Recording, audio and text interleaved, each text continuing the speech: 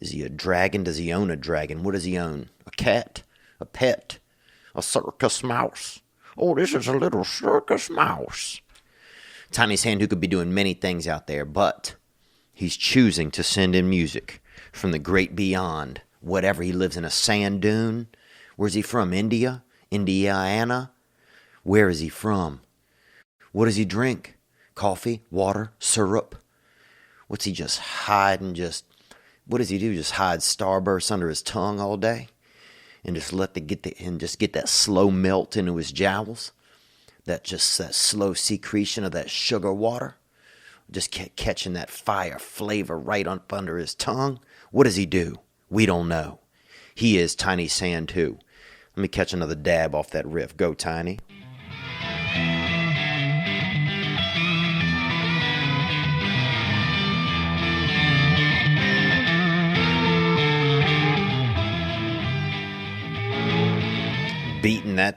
Beating that thing like it owes him something.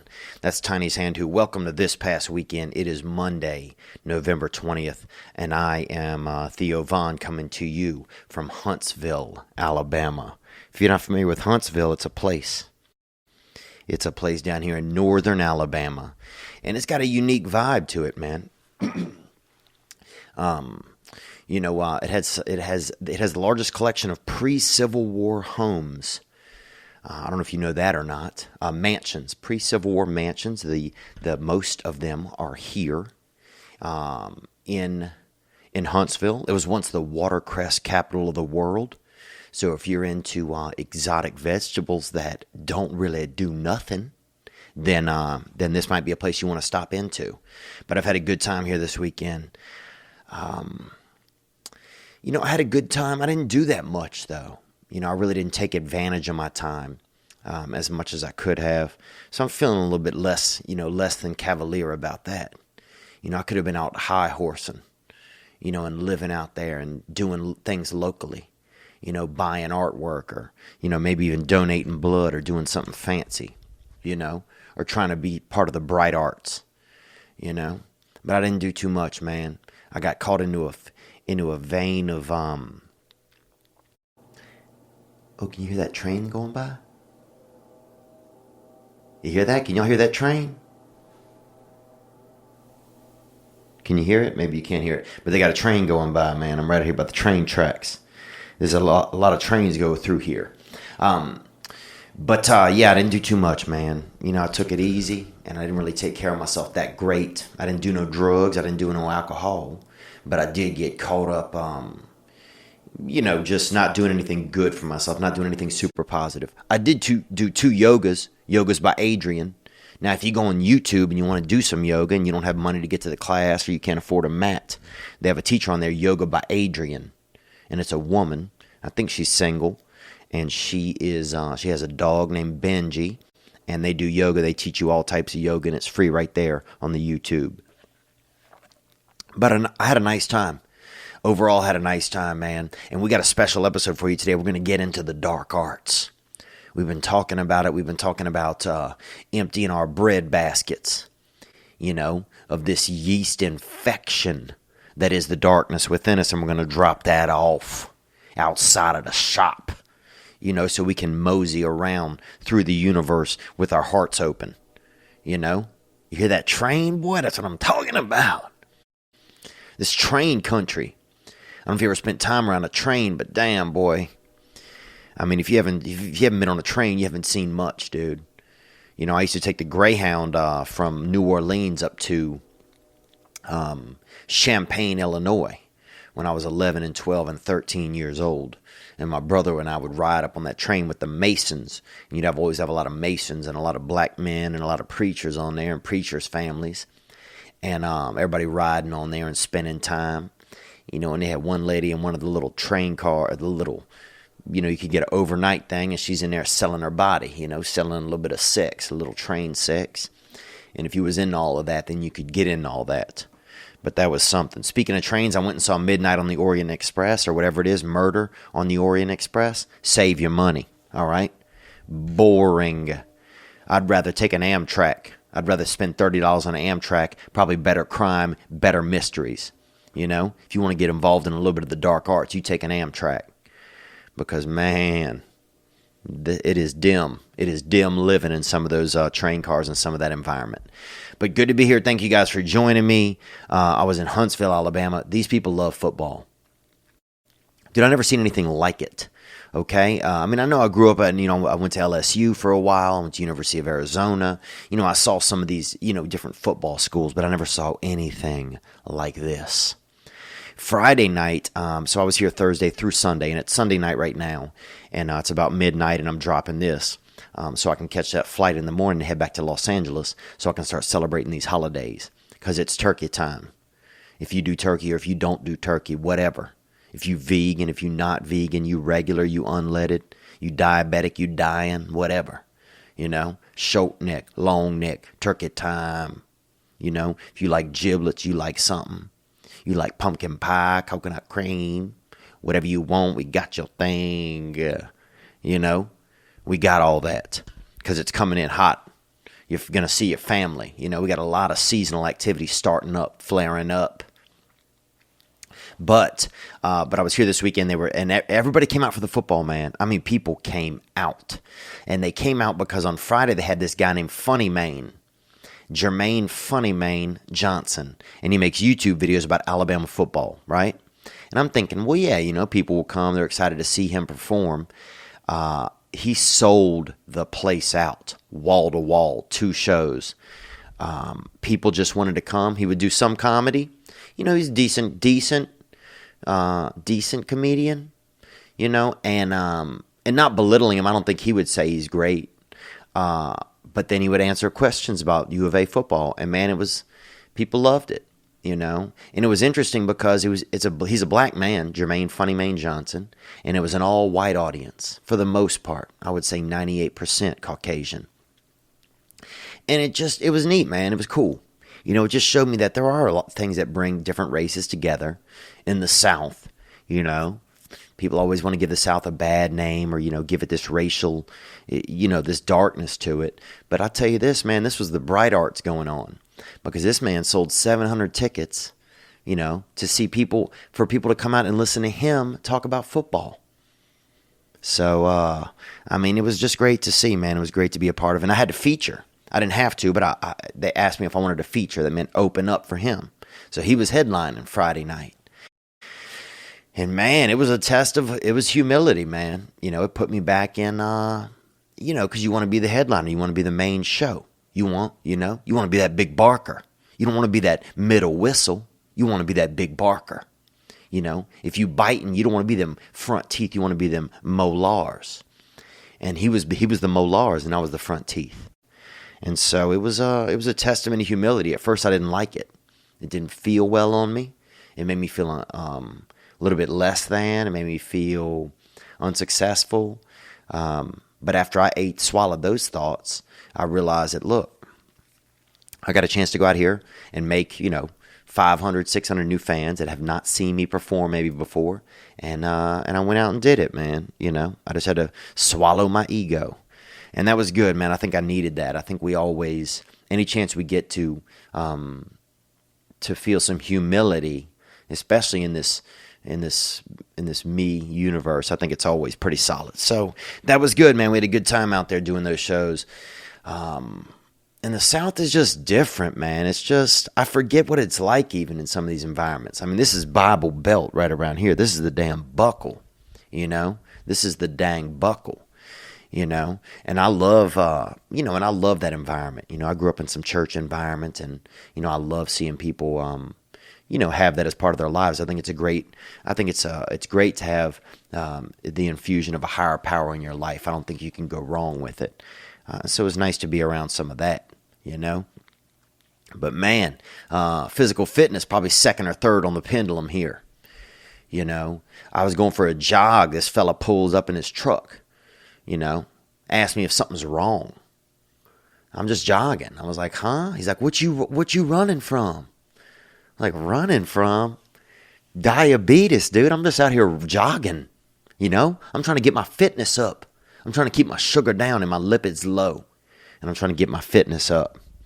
But that was some good stuff. So, man, some good activity. And we got a bunch of calls from you guys for the dark arts. And so I'm going to slowly, meander into those. But I do want to thank our charter sponsor. That's Gray Block Pizza. And that's GREYBLOCK pizza.com in Los Angeles. You know what I'm saying? Just pull over there off Pico Boulevard, headed to the beach. Stop in, open your mouth, and get that hitter. Get that hitter. Gray Block Pizza, man, good food for your face. And I'm feeling okay, man. I wish I would have done a little bit more with my week, Sometimes when I get out here on the road, I get down in the dizzies. I get down in the dumps. You're out here, you're by yourself, I guess I'm just grateful that I didn't, do anything stupid because I was bored, because sometimes out of boredom you can. But that wasn't me this weekend, so I can show some gratitude for that. I was going to go to the Rocket Center. They have the Space and Rocket Center here. And I love astronaut ice cream. I go to space just for the fucking ice cream. I go to damn orbit just for the desserts. I love astronaut ice cream. If you never had it, it's this dried out ice cream. It comes in these pouches, different flavors. And if you're thinking of something to get daddy for Christmas, well, that's what you can get daddy. And I love Christmas and I love the holidays. And it's something you don't know about me. When I was a child, they had Christmas stockings, And you know what it is. They put Santa brings them, hangs them from something in your homestead. And that's where you get the candy, get the treats, get the small gifts. And I love those so much that for probably about 3 months after that, I wore Christmas stockings when I was probably in about maybe third grade. I got 2 of them off the mantle or whatever, and I wore them in my shoes, dude, and I wore them as socks. I wore them as socks, dude. I remember Little League basketball, the only dude out there on the court with two Christmas stockings in his BK high tops, in his British Knights, in his champion shoes, So I got high tops, bro, with them red and white with them red and white overhangs, bro. And that's Christmas stockings. So that I'm into the holidays when I'm out there on that court wearing Christmas stockings, going toe to toe, literally, with the competition. So that was something that I was into as a child, and I'm excited, man. It's a good week, man, and I want us to purge some of the negativity and some of the things, some of the dark arts, because we all have them, and I'm going to get into some of those calls. But first, I wanted to do a follow-up. Last week we talked about, do black men get nervous? Because trust me, maybe in some places they don't. I've seen some tender black gentlemen out on the West Coast, and these boys, look like they've never been through a thing in their life. But the black gentleman that I grew up around, it was a different variety, And just like in the South, there's one place, it's just like different places, there's different types of people. And it could have just been in my neighborhood and in my town. But they had some real warriors where I was from, and I did not see a lot of nerves in a lot of those gentlemen. But we did get, praise God, a couple of gentlemen callers that called in that hit the hotline, and let's crack into those calls right now. But thanks. I got this call from somebody who said thanks for coming to Huntsville. I want to hear that. What's up, Theo? This is Lee from Athens, Alabama. Just want to tell you good luck on your shows this weekend. I can't make it out. Tonight's Thursday. Maybe Saturday night, me and my wife can come out. We got to find a babysitter for the kids, but welcome to Huntsville, man. Love you. Peace. Yeah, and I just thought that was nice, and you get a taste of what the vibe is like down here by hearing that man's voice. That's Lee right there. And, it was just nice to be around. People here really friendly. That guy called before I was even, he called Thursday or whatever that was. I don't even know when this was. Thursday. And said, welcome to town. He couldn't make it out, but he was thinking about hopefully being able to come out the rest of the weekend. And I don't know if I met him or not. I can't remember if I did, maybe on Saturday night. But still, it's just that kind of place where people, if they know you're coming, they're going to call and let you know in advance that they're happy that you're coming. They're going to try to get to see you. And you got to hear an accent locally. That's a Huntsville accent. Huntsville made, Huntsville bred, Huntsville. All right, man, let's get into some of these. We had some brothers that called in. And when I say brother, I mean everybody's my brother, but this is an African-American gentleman who called in, and he hit the hotline in response to black men getting nerves, anxiety, etc. Let's get that hitter. Here we go. Hey, what's up, Theo? This your boy Steve Mack. 937 Dayton, Ohio. Steve Mack over there in Cincinnati, and Steve Mack also is a comedian as well. And Steve Mack, thank you for calling, dude. I appreciate it. We've spent some fun time together in the past. I made love one time to a friend of yours who, I think was we stayed up all night doing marionetting or whatever. Some girl that was on an adult flag team. She was an adult flag team, a very rare breed, and I met her, and I believe that we did make love. Onward, Steve. Thank you for calling. Hey, man, you said you didn't have any black callers, and I wanted to call in and give you a little 2 cents. Thank you, man. I appreciate that. I'm black, but I'm more like cul-de-sac black. You know what I'm saying? I like white women. Cul-de-sac black, that was the term that he used.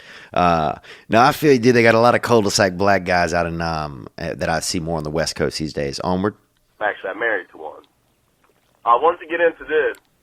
You said black people being nervous and confident, and I feel like those are two completely different things. So, like, my wife, she's from a small white town. Like, I'm nervous when I go there, but I'm confident enough, to fit in and to be okay. Don't get me wrong, I'm nervous as fuck when I go, just because I double the black population, but I'm confident enough to be able to fit in, and do that. Yeah, man, that's all I really had. I appreciate you, brother. No worries, Steve. I thought I heard a cow in the background at some point there. I don't know if that's true or not, from Cincinnati. Thank you for calling, Steve. So, yeah, so you felt that nerves, man. So you do feel that nerves, but have the confidence enough to I guess, keep it low, to overcome it, to keep it low, and maybe that's maybe that's the art. Maybe that's an art that may lie within, because some cultures, some ethnicities are better at things than others, are different, behave differently under certain circumstances. That's one thing that I don't like sometimes about trying to, make everybody be equals. Like, I want everybody to be equal, but I do not want everybody to be the same. Because it's not fun. It's not, I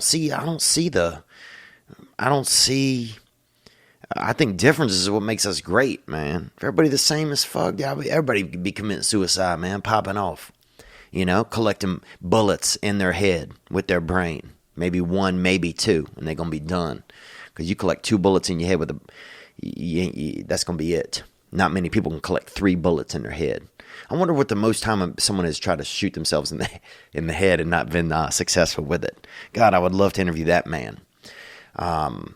Let's hear a little bit more. We got another call in here from a black gentleman, and I appreciate it. I mean, this made me feel good just to know that we have a variety of listeners. Let's hear more. How you doing, Theo Vaughn? Thanks for having me on. Ooh, this guy sounds even a little bit blacker. So, you bet. We're happy to have you on, man. Thank you. You're funny, man. Thank you. I appreciate that, man. I'm trying. Let me just start by saying that black, white, Mexican, purple, blue, we're all the same. We all have the same issues. We all have the same problems.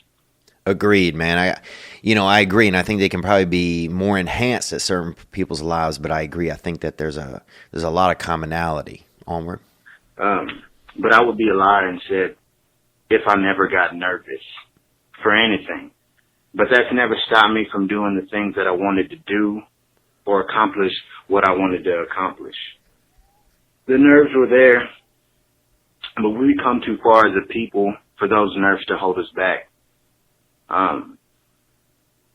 I think that we should always push forward in times of despair, because we would get nowhere if we did. We let that hold us back. So I am here to tell you that yes, black people do get nervous.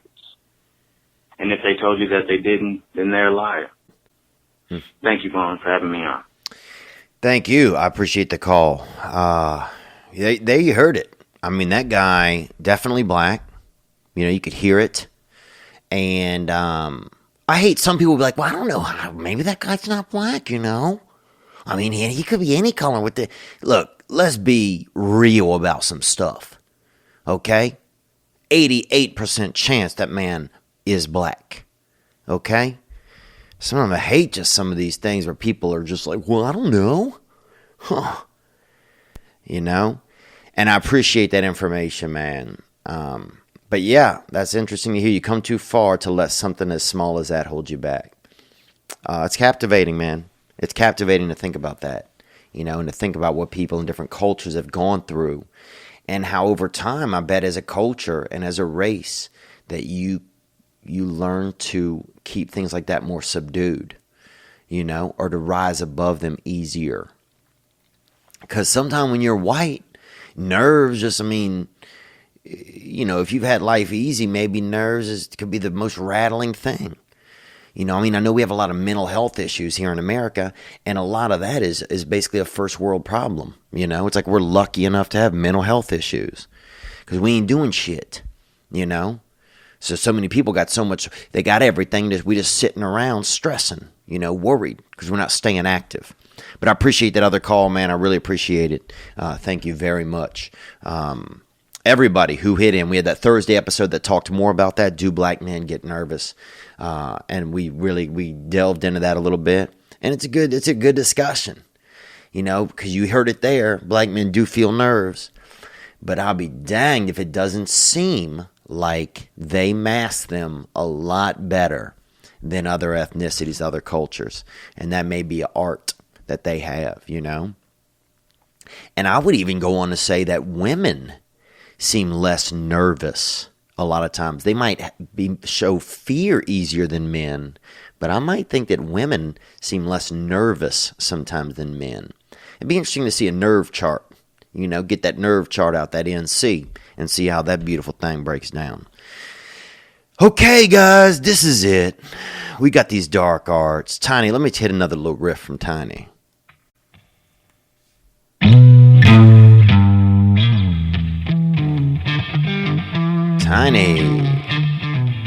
Tiny, dude, where are you, dude? Bro, how bizarre is it that some dude, Tiny Sand Who, just hits me up and has been dropping these riffs in my inbox. And dude, you should read his emails. Like, it doesn't even, he barely, I don't think English is his first language, so truly beautiful. That's the art. That's the art of the internet. We got a lot of dark arts that came in, speaking of arts, and I want to get into them.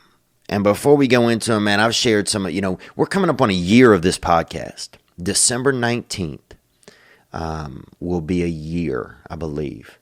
And I just want to say that I'm thankful coming up on Thanksgiving and coming to the holidays. I'm so thankful. You know, one of my friends, Bill Morris, the other day, who's a member of the Gunt Squad on that Patreon, he said, you didn't know when you started this thing if you would even still be doing it. You know, you didn't know what you were doing. You were nervous. And I still feel those things. You know, I still feel nervous, but I feel more excited now. You know, I have dudes come up to me at the shows even this weekend in Huntsville, man. It's a couple of young fellas that showed up and that, you know, we're just saying, hey, man, the podcast is, you know, it means something to me. You know, we out there doing some things and being naughty. You know, and being naughty daughters, even though we got a penis ass, you feel me?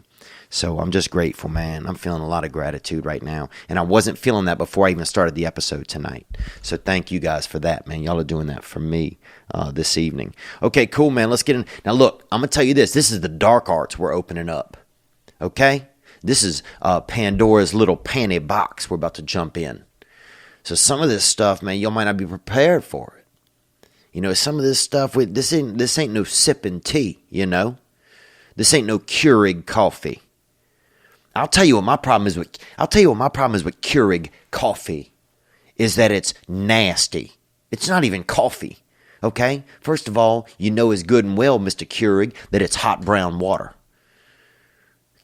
Dude, I'll drink 9 Keurigs and take a nap, dude.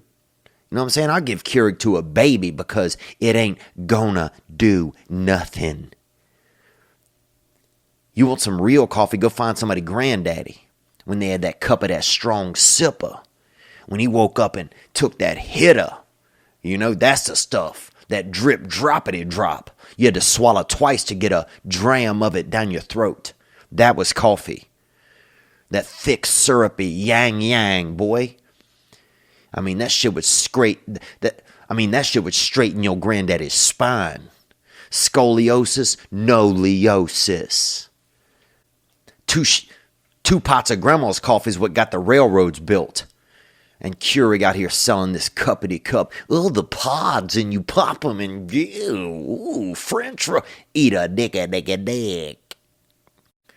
Keurig, you know you're making bullshit. And that's what's wrong with a lot of men in this country. Y'all drinking that Keurig pod. Okay? Get out there. Get the grounds. Do the Pam. Okay? Get out there. Get that little baby sheet. Throw the grounds on it. Put it in the thing. Turn it. Shut it. Bam. Water time.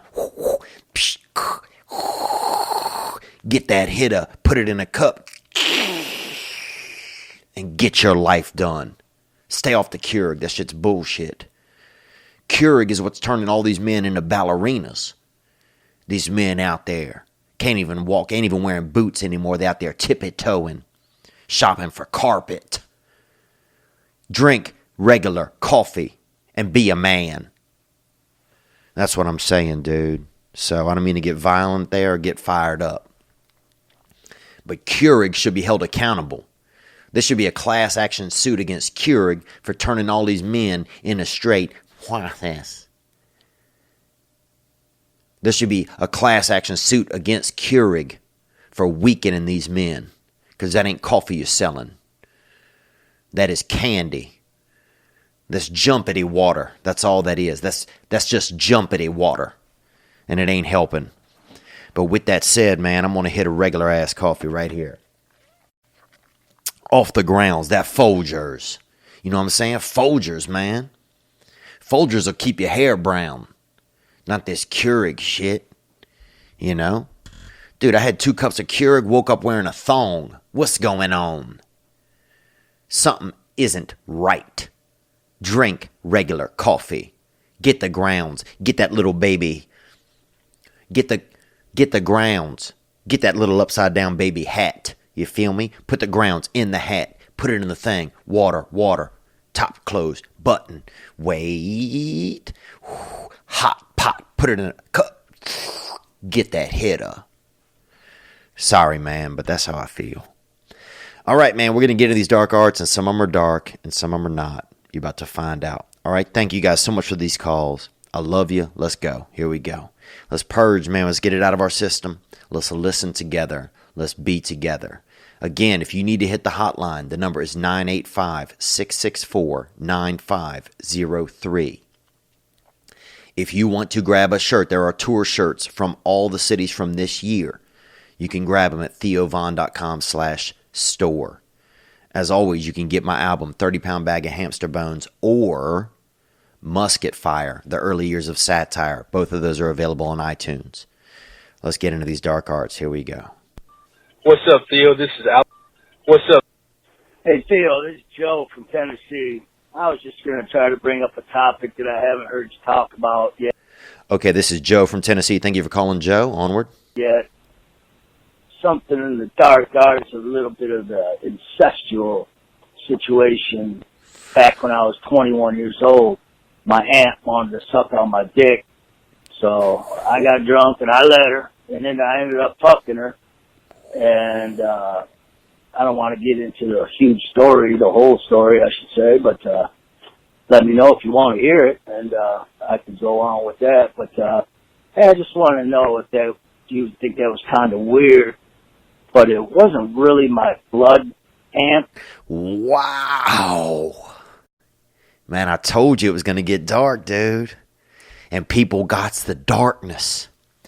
Joe, thank you for calling from Tennessee. Man, I got to hear this again, dude. I'm sorry, Joe. And I know some of y'all aren't even going to be able to hear it again, especially if you're in the car with your wife, or if you're a woman or a female, you might have a tougher time. Or if you're a gentle male, you know, if you're a tender male who, you know, or if you're a premature baby, you know, because a lot of people that's premature babies, they can't handle things. You know, some premature babies, they might live to be 80 years old, but they'll never make 9 months, you know. There'll always be a little gelatinous in the skeletonous, if you know what I'm saying, man. You know, they'll always have kind of a real soft neck. But let's hear that again, Joey Joe. Here we go. Something in the dark arts, a little bit of the incestual situation. Back when I was 21 years old, my aunt wanted to suck on my dick. So I got drunk and I let her, and then I ended up fucking her. And Damn. I don't want to get into the huge story, the whole story, I should say, but I think that is the whole story, Joey. I think that is. Well, look, Joe, I want you to know this is a safe place to share that kind of stuff, and I appreciate you calling, man. Let's hear the end of your call so I know if there's anything else. Onward. really my blood aunt, it was my uncle's wife. She was 35, I was 21, she was hot as fuck. So, let me know what you think. Have a good one. See you.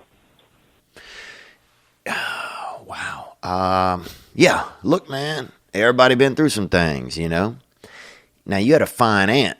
I mean, and that's a gift, really, from the heavens above, from Zeus and Hera and Athena and Jesus Christ and Allah and everybody. That's up in the clouds. That's a gift, having a fine aunt. Because a lot of us, we sit around the family get-togethers and everybody's busted. And that's okay. You know, you might have somebody you might be thinking about a little bit softly on the side, but nothing that's really going to flare you up. It wasn't your blood aunt, so that's... When you said that let us all off the hook as listeners, Joey. That let us all off the hook. I'll say this, man.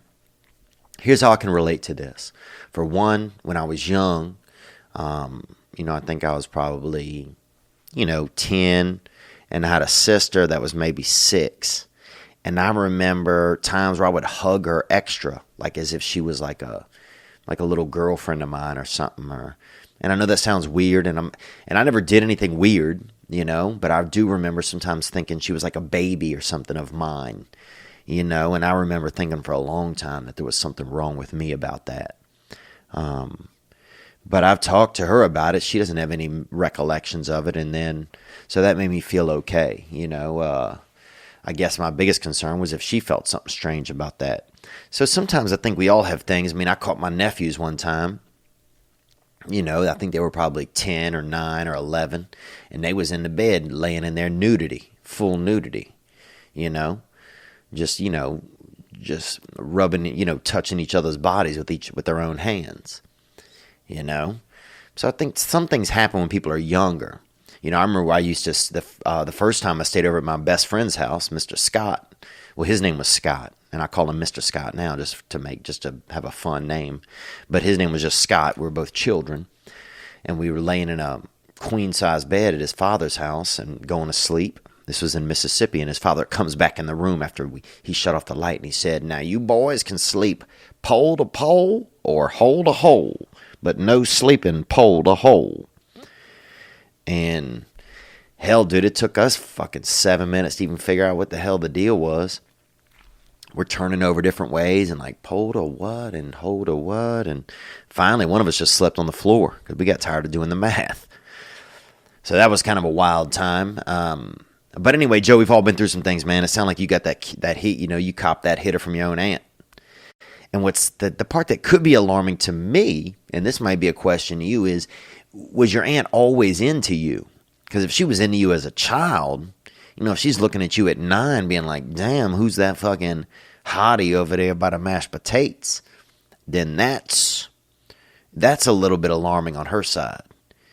She might have that. She might be the real dark artist here. But damn, at 21, letting your uncle's wife drop that freaking face on your place. Woo. That's unbelievable, dude. And I appreciate you calling and sharing it with us. You sound okay about it. You sound like you're driving a vehicle, so you must have a license. You didn't say that y'all had a big falling out. But then you escalated it to that next level and took it on to 6. So, damn, John, I don't even know what to say, Joe. If you want to call back in and give a little more to that story, man, I don't know if we'd like to hear it or not. I think we would, though. This is a safe place. You can share the dark arts, man, and that's definitely one of the dimmer arts that I've heard. But I appreciate you sharing it, man. I mean, things happen, man. All right, let's take another call. Here we go. What's up, Theo? This is Alex Vaughn from Lafayette, Louisiana, spelled differently. Alex Vaughn, thank you for calling from Lafayette, Louisiana.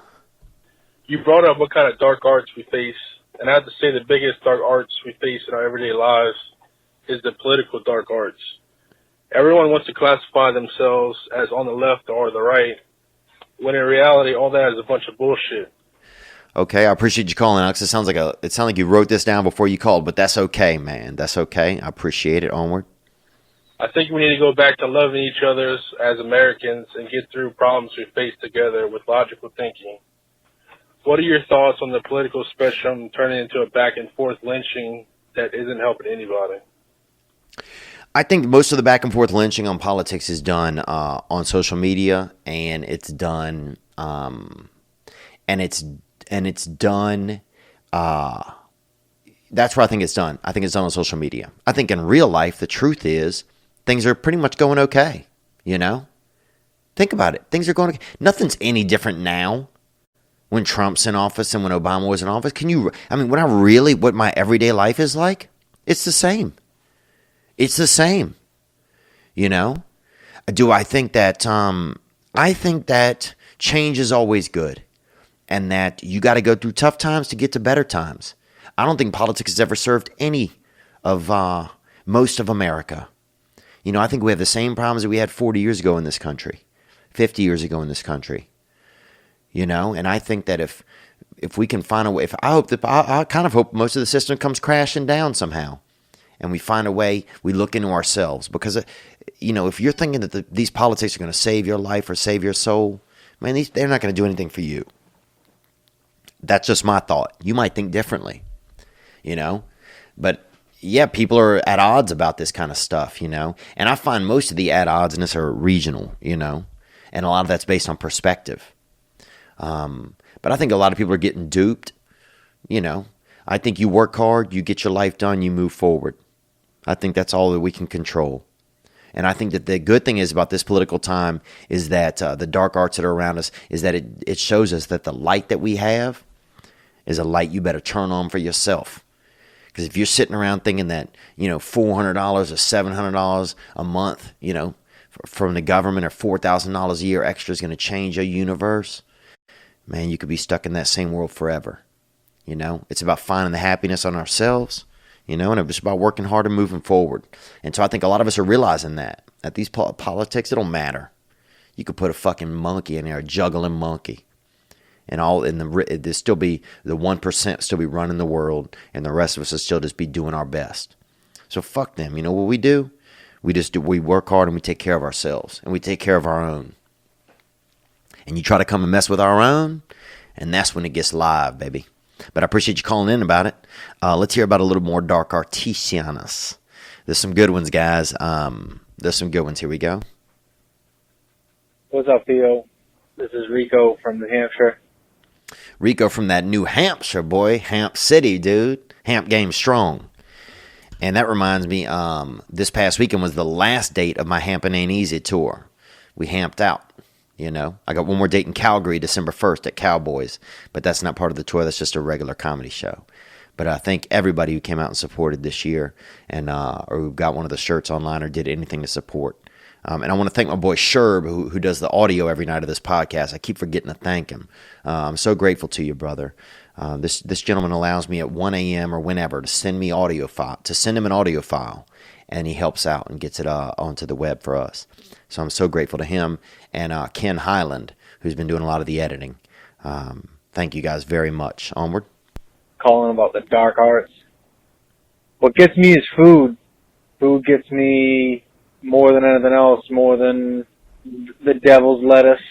But it's just food, man, and it was a lot due to my mom. My mom was a bigger lady and loved to eat. And in turn, I love to eat. She was a big baker and loved to bake.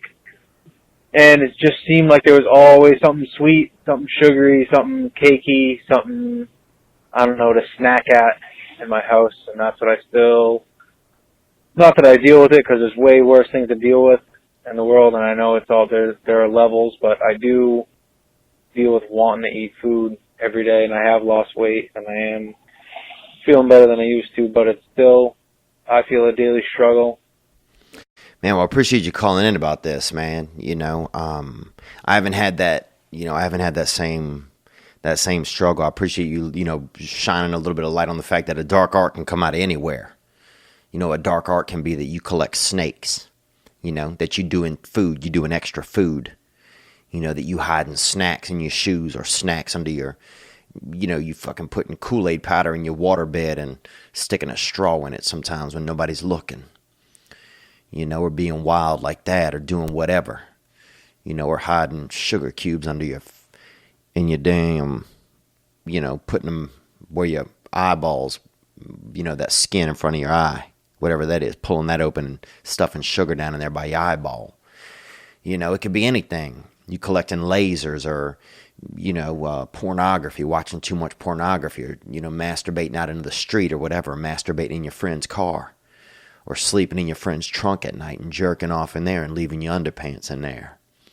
It could be anything. It could be looking at naughty things on the internet you shouldn't be looking at. It could be getting some oral sex from your aunt and then taking it all the way to town. She gonna flirt, we gonna skirt. Taking it there. But it's interesting to know that it can be food, man, and that it came from an influence that you had in your own house with your mother, who was more of a thicker lady, and I hope that's not an offensive term to use with you.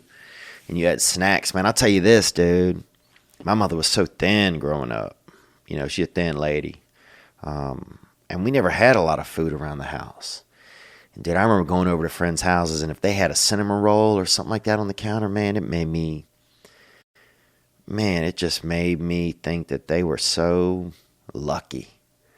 There's something about a baked good that made, to me, it was just, and it could have been advertising that got me believing all this stuff, but it made me feel like, there was love in the house or something. If there's half a pie there sitting there wrapped up and everybody hadn't eaten all of it, then it means that people are comfortable enough. People are fed enough, So I was envious when I would see that at friends' houses, when I would see a half a pie. Just out on the counter. It would be there all night. It would be there in the morning. If I stayed overnight, I'd be like, damn, nobody ate that pie all night. Everybody here must be satiated. And everybody here must be comfortable. Because we never had that, man. You didn't see anything left out on the counter. Nothing. And I always was so envious when I would see that at other people's houses. That to me, it was a symbol of comfort in their home. But I appreciate you sharing with us that wasn't really for you. And I'm intrigued about how this, how this could relate with you and your mother. Let me hear a little bit more. And it is the dark arts that work on my brain. And I know a lot of other people. So thank you for this podcast. Thank you for... Let me hear not that I deal with it, because there's way worse things to deal with in the world, and I know it's all there are levels, but I do deal with wanting to eat food every day, and I have lost weight, and I am feeling better than I used to, but it's still, I feel, a daily struggle, and it is the dark arts that work on my brain, and I know a lot of other people, so thank you for this podcast. Thank you for... Yeah, thank you, man. Thank you for that call. I haven't had somebody introduce that as the dark art. I know what we were just talking about this. I just wanted to hear again exactly what you said, And I guess, yeah, it's interesting that being around and, your mother had the affliction and then you caught it. It's interesting how we use different things to satiate ourselves. It could be food, could be masturbation, it could be wearing too many scarves.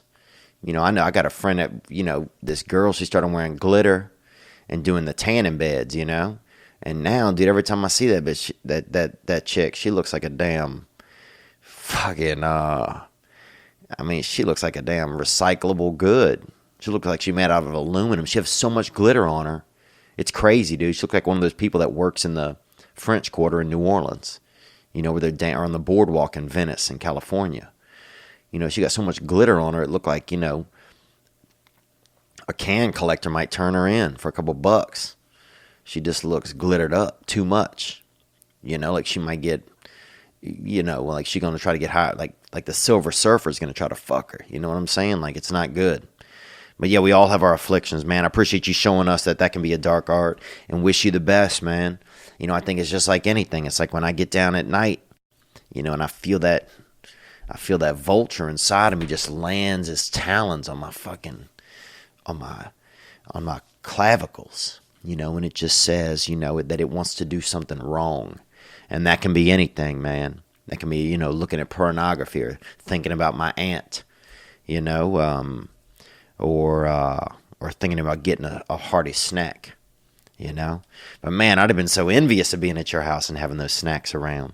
But I'm sorry that afflicted you that way, and thank you for sharing that with us, man. I'm sure other people go through that as well. So thank you for opening up that box. All right, let's hear some more. Here we go. Hey, dude. Calling in. I'm a kind of recent fan of yours. Thank you for the fanship. Onward, brother. I recently had a sexual encounter in the greater Los Angeles area. Oh, you got that? You got a little bit of knock over in the GLA, huh? All right, let's hear it. It was a cute girl. We ended up getting an Airbnb somewhere. Dude, every dude always says it's a cute girl. You know what I'm saying? Because no dude wants to be like, I was hooking up with this, this freaking gutter muppet. I was hooking up with this freaking, this secondhand citizen. But maybe not. Actually, some people say they, hooked up with, because people only go to like a 6. You're like a 6 to 10. That's all the whole range is. Everybody, even just being human, you're a 6. So unless it's your aunt, that might be a 5, bro. I don't know. I don't know if the family level can go past 5. Onward, let's hear more. Sorry, brother. It was a fun weekend.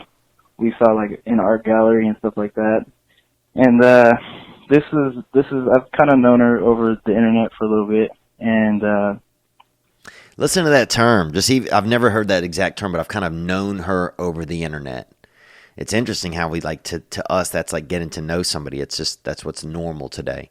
Okay, so you met this girl over the internet. You guys got an Airbnb in the greater Los Angeles area. You had a little bit of that knock.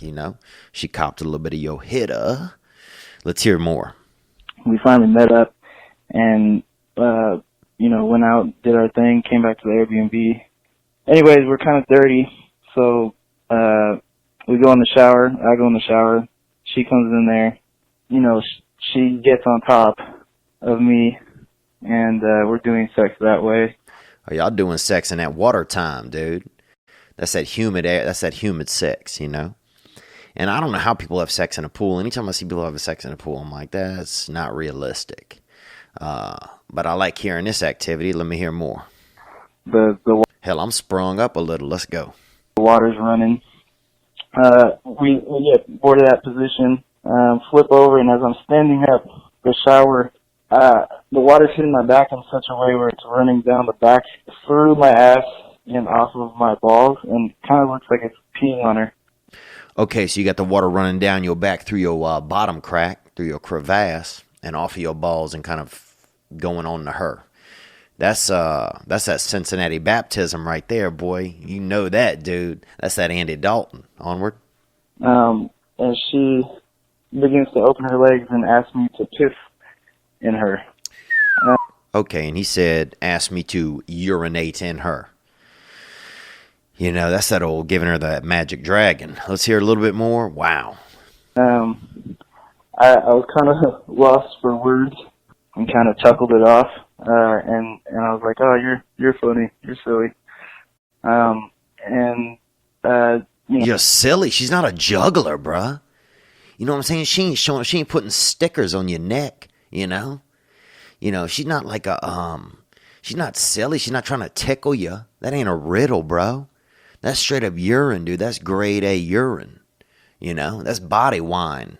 That's that bladder Cabernet, bro. And she trying to freaking catch some of that off of you.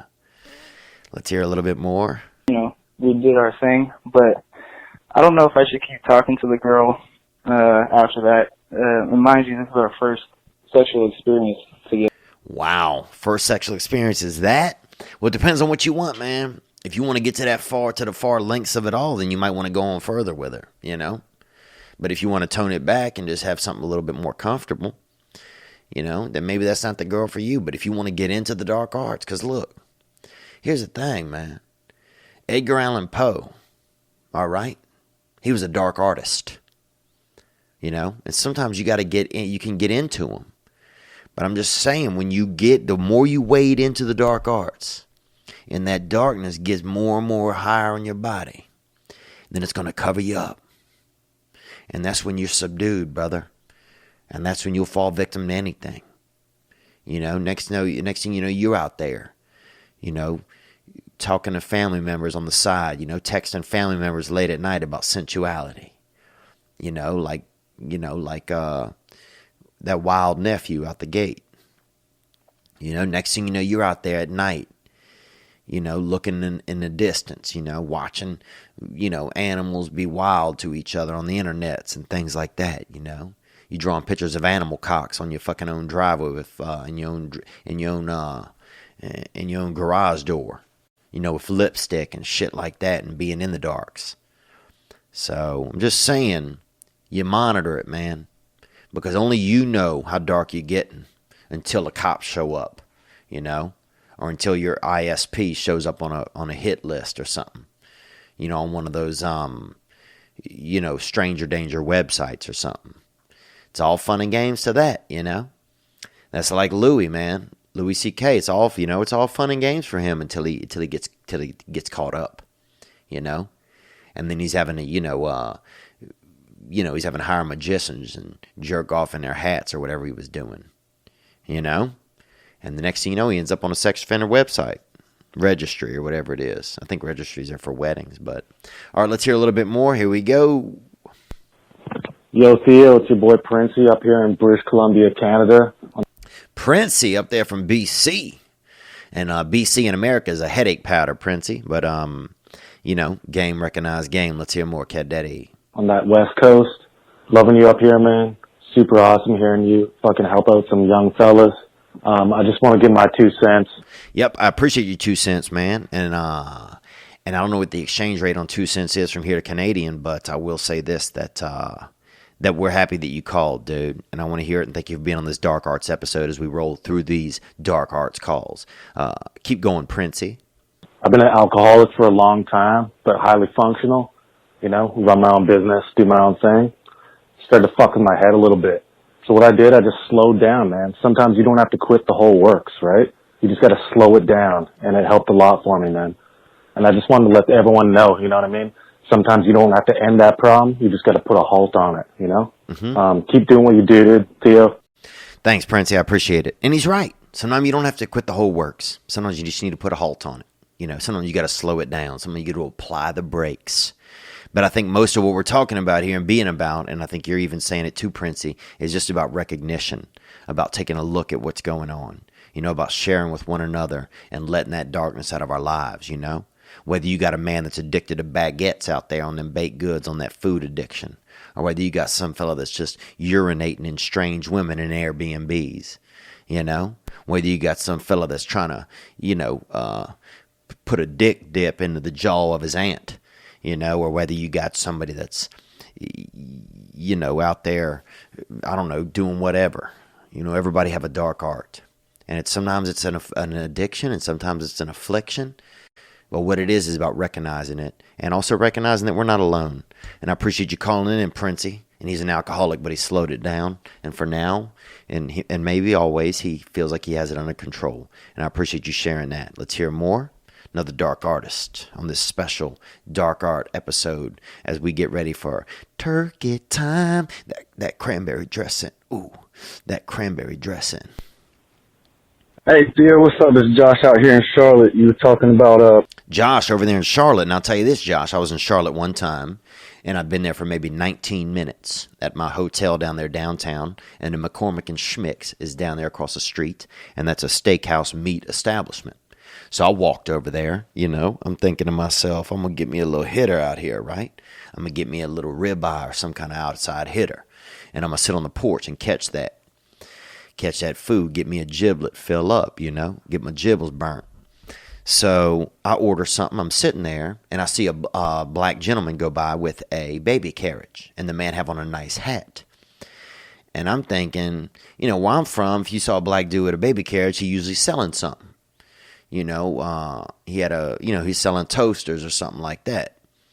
But then I look closer, I'm like, damn, this dude, the snazziest looking man I've ever seen, pushing a very, very attractive baby carriage.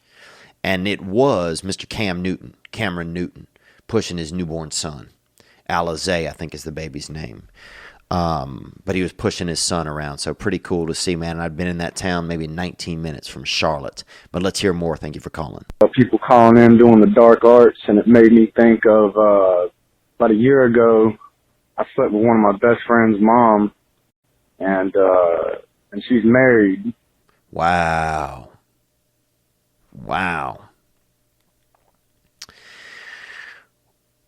Let's hear more. He slept with his best friend's mother. Let's hear more. I felt really bad about that, like for two different ways, because I slept with a married woman and it's my best friend's mom. Yeah, I can imagine, man. I'm sorry that you had to go through that. I appreciate you calling and sharing that. And let's hear more, man. Let's finish it up. But then I did it again, and I felt even worse. But I don't know. I think that's pretty dark arty. Dude, that's dark art. Bro, you might be Dark Arthur. Dude, you might be Sir Dark Arts a lot. Kick them nasty darkness. Baby got arts. You know? Dude, that's wild, man. You slept with your best friend's mother. Felt bad about it. And did it again. And you know what? I think that's a perfect example. It's almost a definition of what it is to be caught up in them DAs. You know? To be caught in the deep end of your own emptiness. When that's what we doing. Because everybody have a best friend that had that hot mama. You know? And everybody thinking they're wishing that she'd come by and throw a little bit of leg, you know? Drop a little limb up in you know? Drop a little bit of limb up on your swim, you know? That she'd let you take your limb for a swim, if you know what I mean. But that's wild, man, that you were like that. Damn. And you know what? Honestly, dude, part of me got me thinking, man, she probably fine, bruh. I mean, I remember that one of the first women I was ever attracted to was one of my friend's mothers. Hell, dude, I remember this. My best friend, the first time I ever saw some real life American cooter, I was at my best friend's house, and his mother was a vacuum addict. She would vacuum forever. And she was walking down the hall. She kept her place spotless, had a spotless home. You know? I mean, hell, if I was sleeping over there, she'd make the bed with me in it. That was just the way she liked to do life. And I remember she was walking down the hall. She had on a T-shirt. And she bent over to pick something up. And, man, she hadn't had a thing on that shirt, boy. It was shirts only at their house that day, I guess, because dang. You know what I'm saying? Suddenly I was on crotch watch, and I didn't expect it. And that was wild, man. And then I remember sometimes, you know, fantasizing about my buddy's mother, dude. You know? One of my friends, I remember being over at his house one time and, you know, nabbing a couple pairs of his mother's underwear, bruh. Damn. Y'all got me thinking about my own afflictions, you know. But I never made love to a friend of mine's mother, you know. And that's wild, bro. But I appreciate you sharing that. Let's hear more. I don't know if you've ever had something like that happen to you, or you ever done something like that. Sometimes my crotch just thinks for itself. But I don't know. Yeah, man, that's what it is. I think, you know, that's what it is. That's that affliction within us. You know, that's our brokenness. That's something in us that make us do that. And sometimes it could be at a certain age. It can just be, you know, that's your nature. You know, when you got the toils of humanity and of young lust bubbling up in you. I mean, dude, I remember when I was young, my dick could be awake for an hour before I ever was. You know? I mean, that thing was all about that spout. You know? And I remember, I distinctly remember. First woman ever attracted to a buddy of mine's mother. You know, I used to think about her erotically. You know, and be doing erections and stuff to her. Not to her physically, but in my imagination a little bit, you know, or to, you know, be thinking about her. You know, one time I saw, she had a pair of underpants, and she'd had them in a shower, and I took them things, man, and kept them. You know, and I used to wear them around my neck sometimes at night while I slept. And that's dark, really. That's the dark arts, maybe, man. And some of that's growing up. Some of that's coming into your own, coming into your own skin. When you laying in bed at night with a friend, with a buddy, with your buddy's mother's underpants around your neck, and you being naughty like that, like a naughty cat. God dang, man, we are defunct. We are defunct as humans. I appreciate you calling, man. I think. I don't even know if I would tell my friend about that. I think that's one of those things. Because here's when you tell somebody about something. If it's going to hurt them, you don't tell them. And I don't know if your friend knows or not, but I don't know if I let my friend know that. But damn, boy, you was out there getting some cut up. That's wild, boy. And that's wild, and that's real talk. And that's a real boy out there doing that. Let's hear a little bit more. Hey, this is Steven from Atlanta, Georgia. Let me see. Yeah, so my dark arts, you're talking about dark arts. Yep, we are, Steven. Thank you for calling from Atlanta, Georgia. That's Peachtree. That's Peach City. The Peach City, Peach area. Let's hear more. And purging those before the holidays. I like that idea. Mine is actually being a workaholic. So my family will be, gathered around the table at Thanksgiving, like praying before the meal. And then we eat and just kind of hang out. My brother plays guitar. But yeah, I have a hard time during the holidays. Like, man, I'm like getting nervous right now. Hey, that's okay about getting nervous, man. Sometimes, when you call this hotline, if it's a weird call or something, I want everybody to know that. If you give a call and it's weird or it's awkward, I'm just going to pass it by, So, you could mess up 5 times, I just want you to call and get your thoughts comfortably out. And I appreciate you calling, brother. Let's hear more about, you're feeling like a workaholic. Cause yeah, it's important to me. Like I feel kind of disconnected from my family, and I feel like my workaholism is kind of like an anxious thing where it's like I can't slow down and like appreciate my family there. Yeah, man, it sounds like you have trouble being in the moment. Because you want to do the next thing. What's the next thing? What's the next thing? Because you can't sit by yourself. Something in you want to go. That's discomfort. That's just a built-in discomfort. And some of that is just mindfulness, man. You keep wanting to escape the moment. That's what it sounds like to me. I can relate to this fully. And personally. Let's hear more. When they're all there with me, it's like in my head, I'm like out in the yard raking leaves or just doing some type of task. It's like I'm so task oriented and like detail oriented, which is good for projects, but when it comes to just the simple things in life, like having a conversation, it's like I can't do it. Man, I can really, really relate to this, dude. I always had to do something else. Whatever needed to be going on that involved like people or it could be just a conversation. I couldn't even listen.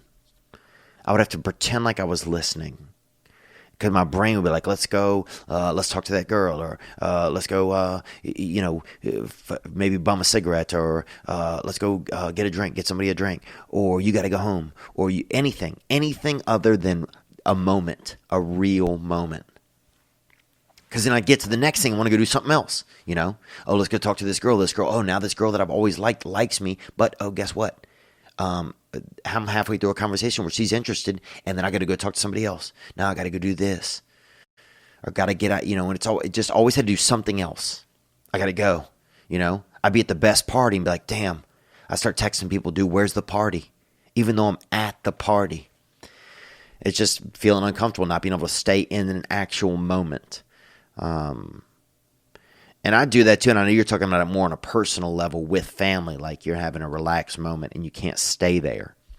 And some of that's just about comfortability, and mindful, just being in the moment that you're in, not being in the past, not being in that next moment. Nothing has to be done. Let's hear more. And I just kind of withdraw, So yeah, I just kind of wanted to get that off my chest. I love the show, and happy Thanksgiving. Thank you. Happy Thanksgiving to you too, man. I'm going to stay in California for my Thanksgiving, so I won't get to see my family. So I'm a little bit bummed about that, but I will be spending time with some friends and some people that I care about, so I'm excited about that. But I want to think about this a little bit more, man. I think, just the idea of having to escape the moment when moments are real. And I do that a lot, man. Even if I'm spending time with a young lady or something that I care about, I'll, if I'm just sitting in a moment, I'll be like, oh, is that, say I'm sitting at home on my couch, with a girl that I care about, a girl I like. And the second things get a little bit, we're talking I'll be like, oh, is it too hot in here? Is it too cold in here? I got to adjust the air conditioner. I have to, adjust the lighting, or let's watch a movie, just something, when there's actual like real intimacy, when there's a real moment, I can't stay there. I have to do something. And that's a dark art, man. And eventually for me, that dark art, it became, I had to just keep doing something until I was doing, something bad to myself, until I was doing a drug or, until I was doing, cocaine by myself at home. And I'm not saying that, dude, I'm making it sound like that's where you're going to end up. That's not it at all.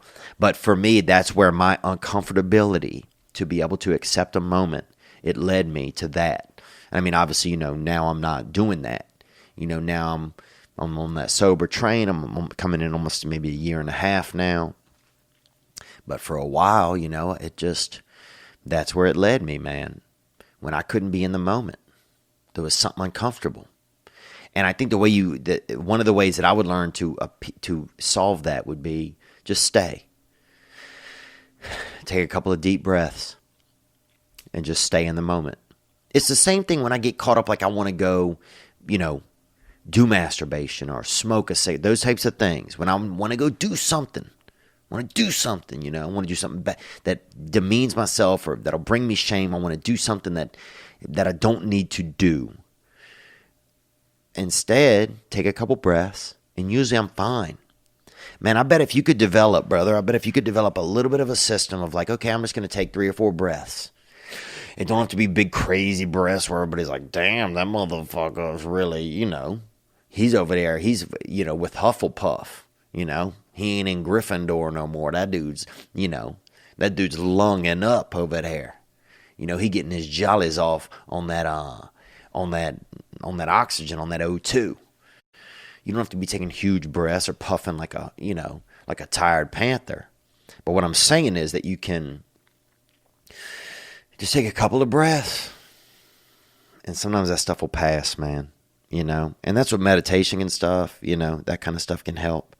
But I notice that the happiest people are the ones that can stay in a moment. They can just stay there. They don't have to leave. And it will get easier. I noticed it with my own mother, man. I used to have a problem hugging my mother. I could hug her, but it never felt really real. And my whole life it never really has. But there was one time I was at my sister's house and my mom gave me a hug, or I gave my mom a hug, and I just kept hugging her. And it was so awkward. Neither one of us had ever done that. And we just stayed in this hug for like about 30 seconds. And slowly, some of the whatever little barriers that had been there, they kind of fell a little. And it's still kind of uncomfortable when I hug my mother, but it's not as bad, as uncomfortable as it used to be, But yeah, man, just try and work through that, Try and stay in the moment. You recognize it, and that's huge, bro. And I wish you the best, and I appreciate you calling on that. Let's hear another dark art call. We're going to get through these. We're almost done. Theo, what's up? It's Josh. Calling from Houston. Hey, Josh, thank you for calling. Houston, World Series champs. Onward. Oh, just sitting here watching your podcast, man. Honestly, man, I'm a little concerned about you, Okay. And hear you concerned, Joshua? You say, you haven't been busting out lately. You haven't been rubbing it out. Well, I don't know when you heard that podcast, but man, you know, I'll be lying if I said I didn't afflict myself with the, you know, with the old devil's, with the old devil's grip in the past few days. Onward. And a little worried about you. You know, a couple years ago, you know, I wasn't busting out enough. Wasn't busting that almond, busting that pecan, and started getting backed up. The old prostate started getting too big, you know, too much fluid in there, not getting it out, and started having problems.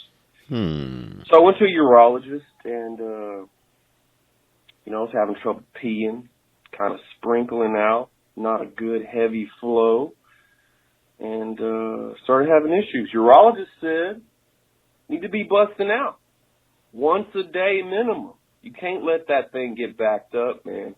You can't deny your biology. Look, I appreciate this call, man. I feel you, you know.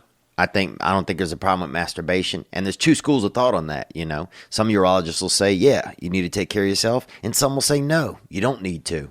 You know, that overdoing it isn't good for you. You know, that a lot of things can happen that aren't really helpful. You know, you can have lower, you know, you can have more depression, you know, you can be more or less stressed out. I mean, there's different schools of thought on it. But, yeah, look, if people want to drop that almond, dude, you know, people want to freaking pop that cashew out, do that thing, catch that nut, you know. I'm not saying that it's bad for everybody, but I'm saying if the affliction happens or it becomes an addiction and you're using it as an escape, you know, then I don't think that it's that healthy. And I've said that before, and I'll say that again, that I don't care if you're jerking off outside of a bus window, you know, because everybody used to do that when I was growing up. But if you're doing it repeatedly and you feeling shame about it, then there's some kind of disconnect. Let's hear a little bit more. Hey, Theo, what's going on, big brother? I've been watching you since the Road Rules days when I was a young pup. But I just wanted to say thank you for the show, man. I recently started listening, and it's fantastic. You make me laugh. You make me think. Keep up the good work. And thank you again. Thank you, man. I appreciate that. Thank you. You know, and you're welcome, dude. I'm just trying to be of service here and be just a little bit of a conduit, and so we can make this thing even, you know, just make it so everybody can get involved and a place where we can share, you know. And I know I'm not doing that much sharing tonight personally from the heart. I'm trying to. And I know this is a bad excuse, but it's just late. It's late for me. I should have gotten this earlier today. But to be honest, man, I didn't fucking really, I should have done more this weekend, you know. And I didn't, dude. You know, I slept a lot. I felt down about myself. You know, I ended up spraying out. You know, I just didn't take care of myself as good as I should have. And then next thing you know, it was Sunday. And thankfully today I got it together. You know, and I think having you guys to do this for and with, you know, kind of helps me get it together. Because if not, maybe I'd have just rolled through another night, you know, just not taking good care of myself. You know, but instead, you know, of laying around feeling shameful because I didn't, you know, because I was doing things I didn't want to be doing. Instead, I'm up, I'm talking with you guys, and we're sharing our dark arts, and we're working through them together. So you're welcome, brother. I appreciate that. We got a couple more calls here. I'm rolling right through them, man, and these are some good ones. Here we go. Hey, Theo. This is John from Maine. Hey, John from Maine. I went to Maine one time.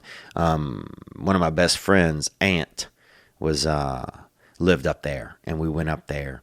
And I fell in love with a girl up there, and and it was nice. And I remember I had a cool hat. We found a neat hat up there, and it was fun, man. And it was beautiful, and it was the first time that I felt like I was in another world, even though I was still in America. And we had a nice time. A lot of whites up there too. Onward. I just watched your podcast, the Thursday one. And towards the end there, you were talking about, you know, the fear of men in this time and whatnot. So this is a bit of a personal experience. I ended up getting in a spot of trouble with our local authorities due to the revenge porn law. Okay, so you got in a spot of trouble due to the revenge porn law. Wow, yeah, I know that. I've heard that before. You know, if you use or post pornographic type stuff of, I guess, someone that you are not in a, or at all, then it can cause an issue. But let's hear more. Onward. At the time, I was myself consumed with the dark arts and kind of viewed it as a prank, put a picture of some girl's tits on the internet, whatever. Internet tits, yes, seen those, some of them. Onward. But, you know, they had me all over the local news. This is small town bullshit, so you know how people are. Everybody was fucking making it out like I was some kind of pedophile and shit. And to be honest, the girl's a year older than me, and I'm 28, so... Okay, the girl was a year older than you, and you're 28, so, yeah, but the small town can make you out to be a pedophile for anything, you know? I mean, I remember one time I went to see my girlfriend, and I had to stole a child's bike one time to get over to her place, because I didn't have a vehicle, because I was young. And so I stole a child's bike, a young girl. So I'm riding this little children's bicycle, and they, you know, next thing you know, I go to my ladies, I come back, they bust me. You know, they got the cops seeing all this lipstick and everything, and a little bit of like, some vanilla lotion and stuff on my neck. And he's asking what's up, and I'm telling him about my girlfriend. And then he see me on this, he said, I got this children's bike. And they was asking me if I was in being naughty with children and pedophiles type of stuff. And no, I was not. So yeah, sometimes small towns, man, they will connect the dots even when even when those dots should never know each other. Let's hear more. Whatever. You know, I felt like shit. But, you know, after that I went through some shit. And I'm not much of a religious person, but my friend's mom was like, yeah, we're in the time of revelations where everyone's dark arts is going to start getting revealed. So I just think it's kind of odd that she said that, and then all this shit starts coming out of these Hollywood types. But, you know, I'm not much of a Christian. I kind of got my own belief system going. But yeah, man, I just had to shed away the dark side. I'm a much better person for it, and I don't hate myself for the mistakes I've made. Wow, I love that last statement there. I don't hate myself for the mistakes that I've made. And that's really, that's huge, because for a lot of my life, I think I've carried, shame and disgust of myself, even when I didn't know that I did, even when I didn't know that I was doing that. And I think I still do, carry a lot of shame, and those are things that I'm working through, some of the programs and things that I'm involved with.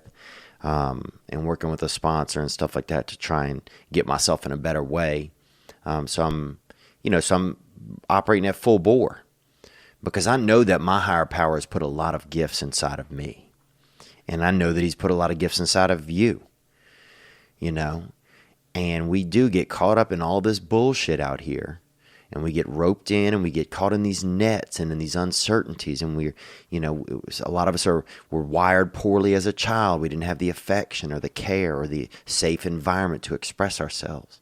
And so we're still fighting through a lot of that, And a lot of it is that is our dark arts. We're still fighting through a lot of that, or feeling some of that, or, we're just have this reverb of uncomfort inside of us that makes us behave certain ways.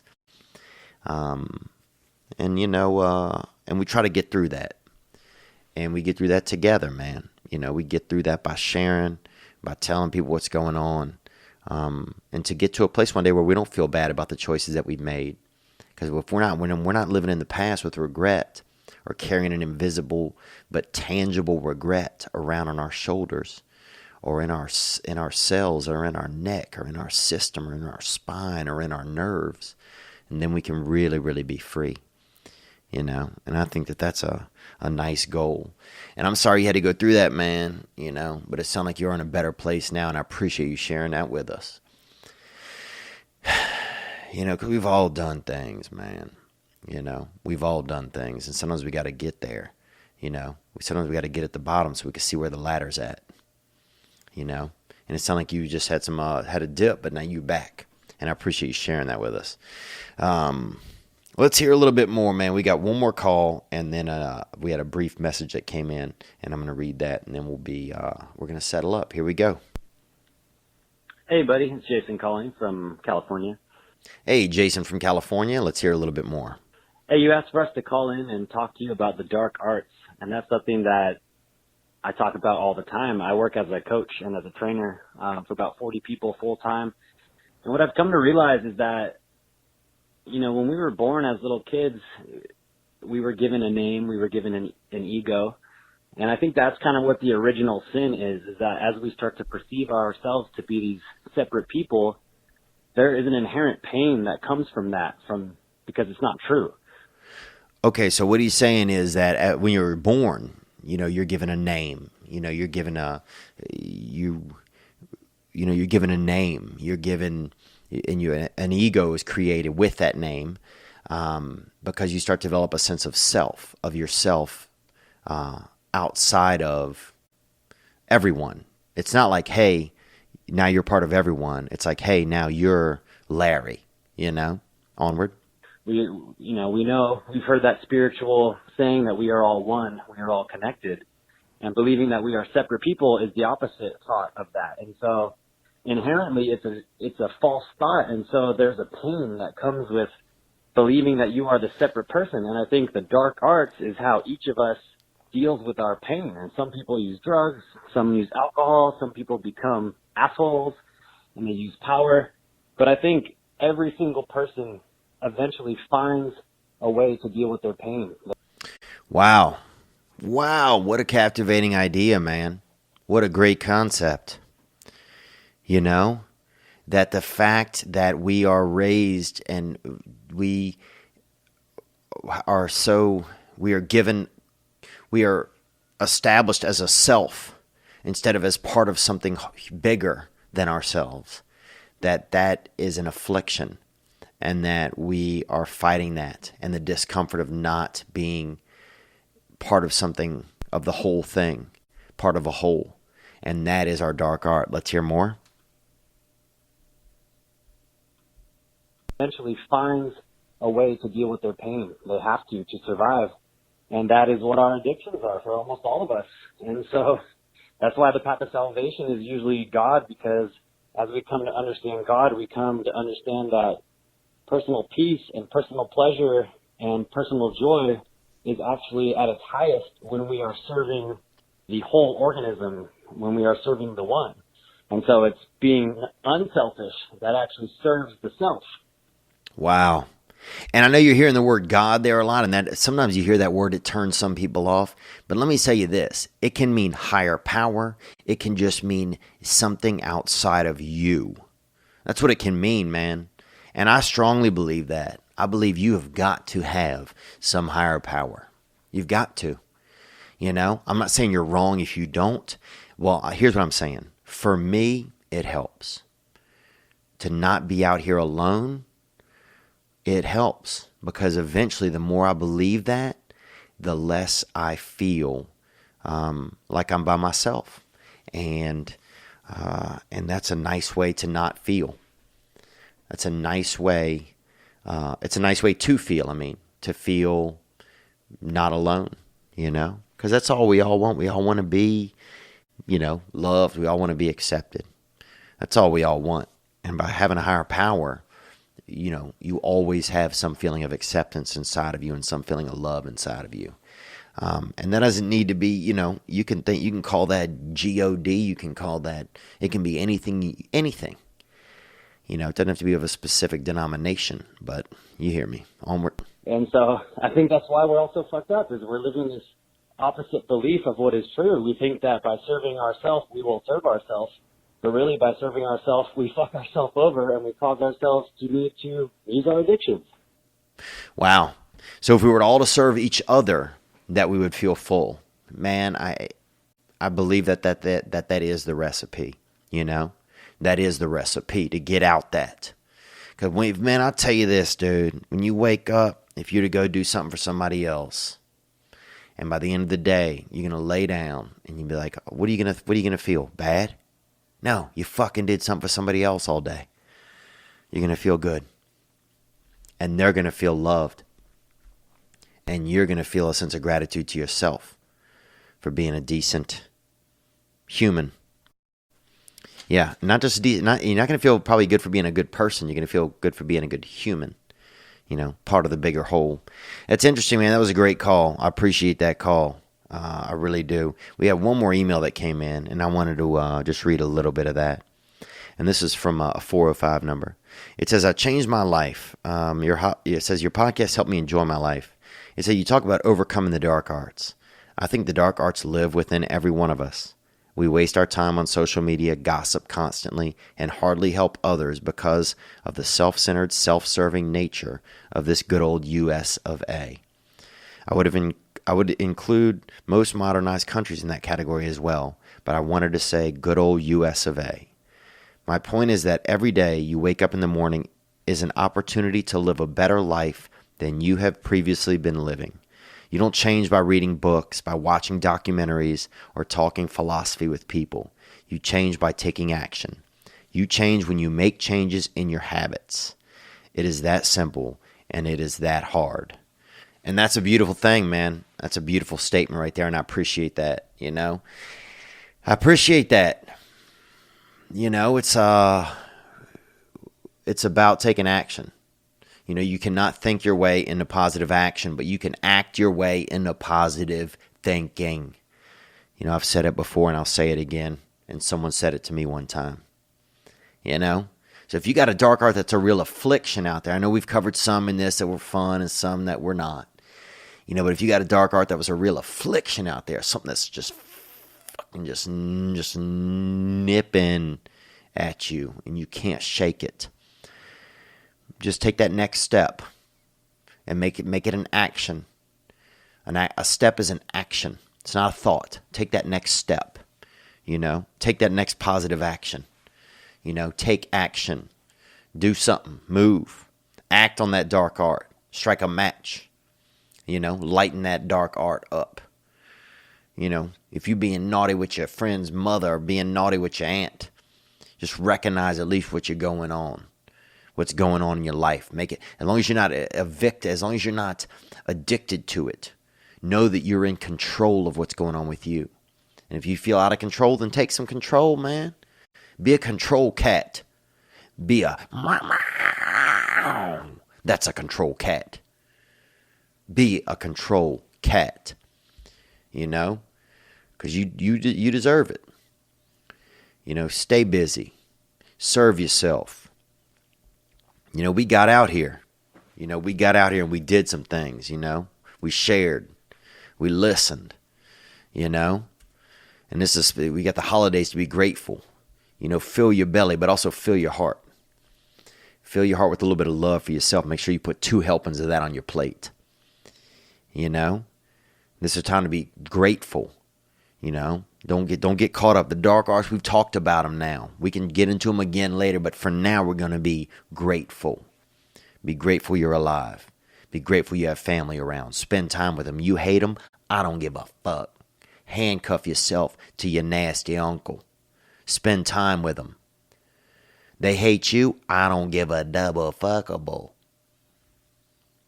They hate you? I don't give a double fuck. Double handcuff yourself to somebody who hates you. Hit them with that love, boy. Cop them with that hitter. Beat them with that aorta. Hit them with your heart. Show them what's up. Show them who's boss. Man, I might do something on Thanksgiving, put that out. I don't know. It's going to be a week to relax, and sometimes I want to relax. I may do something, put it up on the Patreon page. I don't know. I think I definitely owe some gratitude to my Patreoners, and I owe it to all of you guys. And I'm sorry I'm not trying to single them out, but I want to thank all you guys for all your love and support, for making this podcast cool, for keeping us going, for keeping me inspired. You lift me up in so many ways and make me feel a part of something cool. And you guys come out on the road, and I get to see and meet a lot of the people that listen to the podcast, the call-ins, make me feel that I'm not alone in some of the shit that I'm going through. And tonight I could have just laid here again, and not taken care of myself and not been a part of something. But instead, here I am. Here I am for an hour and 25 minutes. And we've been doing something. An hour and 34. This is going to be the longest one ever. I promise we'll not go this long again. This has been this past weekend. Happy Thanksgiving week to you. Love somebody. Love yourself. Let it go, man. If there's something on you, let it go. Pray for your enemies. You hate somebody, pray for them. Boy, dang. You want to get somebody back? Pray for them. And that will take the hate right out of your system, I promise you. All right? Be good or be good at it. You can sleep pole to pole or hole to hole, but you can't sleep pole to hole. That's what they told me. Take care, brush your hair. Be good to yourself because you probably deserve it. Let's celebrate living with Spencer Jacob Growl. Thank you. Here we go. She never really developed breasts, was just had a big round chest kind of with nipples on the front. And that was just sort of who she was, a real kegerator of a girl. Thick neck, too. Real solid, almost like a maple or mahogany type of thick skin. Almost like a full body staph infection. That's how her skin was just thick all over, Like she was a little bit of, kind of skin and something else in there, like a light quitcrete. Like a light. She was sort of marbled kind of in a way. Anyhow, good to see you guys. Happy November 2/7. It is November 2/7. Can you believe it? Can you believe it? We made it this far. November 27, Mondays, the year 2017. And we are in the 64th shadow realm of the universe. Make sure to get your to stock up on turquoise. That's a new reality show, wouldn't it be? Turquoise Hunters. Damn it, Dale. Where'd you put the map? I don't know, Noreen. But this turquoise haul ain't big enough for the both of us. Could you even imagine that being a damn turquoise hunter? Just wait, dude. It's just two troubled people out in Tucson, Arizona, just milling around a VFW or an American Legion,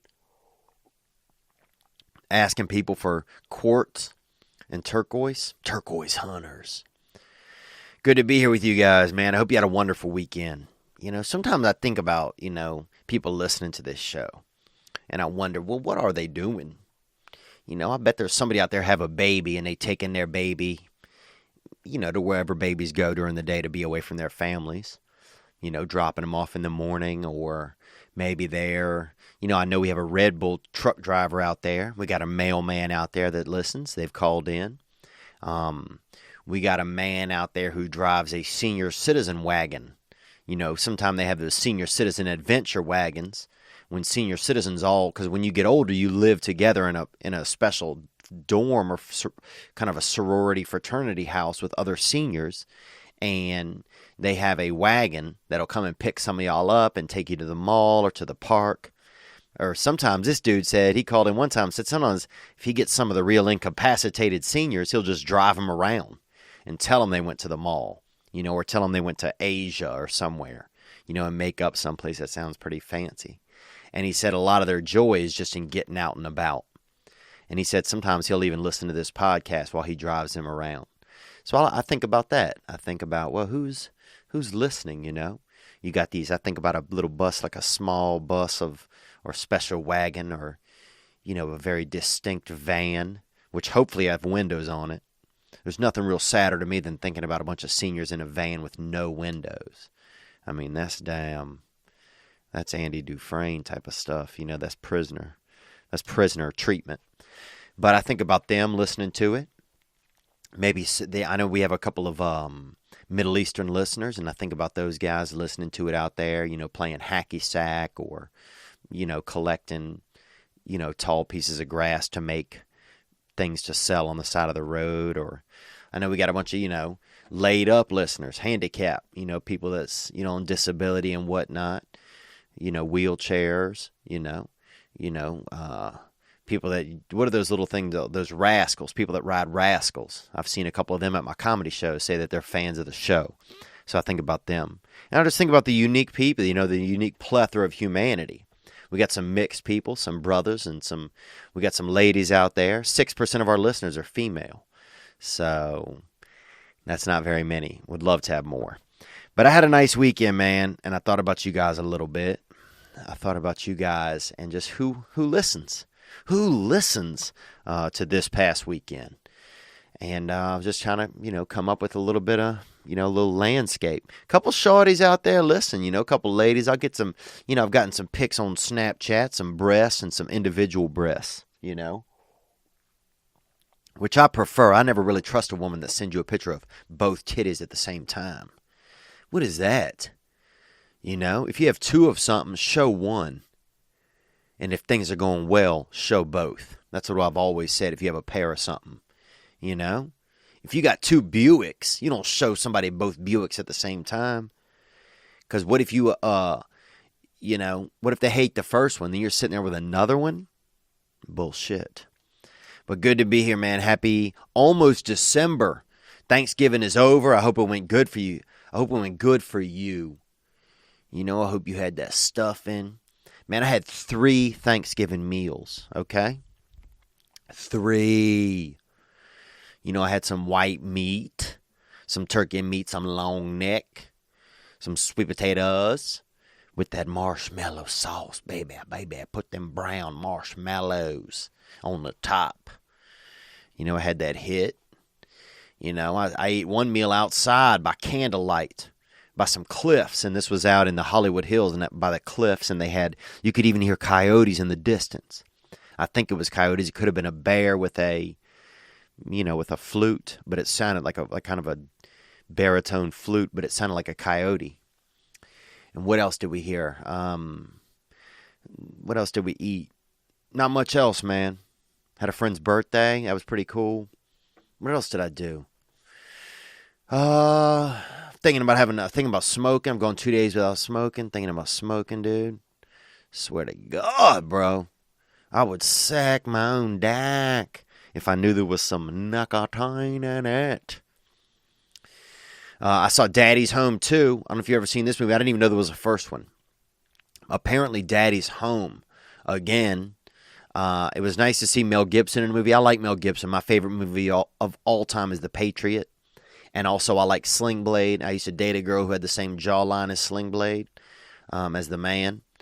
And then I also like that movie, League of Their Own. And some people want to talk smack, and I like Armageddon. So I like some pretty bad movies also. But you're also talking to a Goo Goo Dolls listener. You're also talking to a guy who almost got molested in a bathroom at a Marilyn Manson show. You're also talking to a guy who used to do steroids on the side of the interstate with a man that looked like Don Flamenco from Mike Tyson's Punch-Out, and who ended up being a homosexual gentleman. And I remember being over at his house, and he was crying about Princess Diana died, and I didn't know who Princess Diana was. I thought it was his dog. I thought he had a dog named Princess Diana, and I remember trying to be sad and supportive at the same time, offering to get a shovel, dude. I don't remember. We were high on marijuana. I do remember that.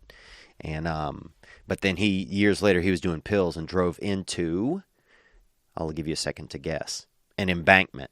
So I don't know if you guessed that or not. But that's what was going on. I saw Daddy's Home 2. It's good. Enough. It's entertaining. It's way more entertaining than Flakes on a Train or whatever that was. Fucking train mystery with Johnny Depp. Orient Express. Better than that. It's not. The directing was bad, but it's fun to see. It's fun to see Mel Gibson. Will Ferrell, always pretty good. It was what it was. It's one of those movies where it's like, they're packing it with stars, just to get you into the theater. It's kind of like one of those films that's just like the way it is nowadays, where you feel a little bit taken advantage of every time you go to the movies. That's how I feel. Every time I go, I'm like, why the fuck am I just coming back here? It's basically just to see a big screen, I feel like. I mean, I can't even remember. Actually, what's the movie, the British movie Dunkirk was the last really good movie that I thought I saw. But what else is going on, man? Oh, KFC. Now, KFC, and that stands for Kentucky Fried Chicken, they got that new fried chicken bath bomb. Think about that, boy. Think about getting clean. Think about getting clean and staying dirty at the same time. And this thing is you'll be finger licking clean, dude. It's a KFC bath bomb. So you put that bath bomb into the water, and suddenly your whole bathroom smells like KFC. Dude, you are floating. You're chicken soup at that point. So I think that's sexy, boy.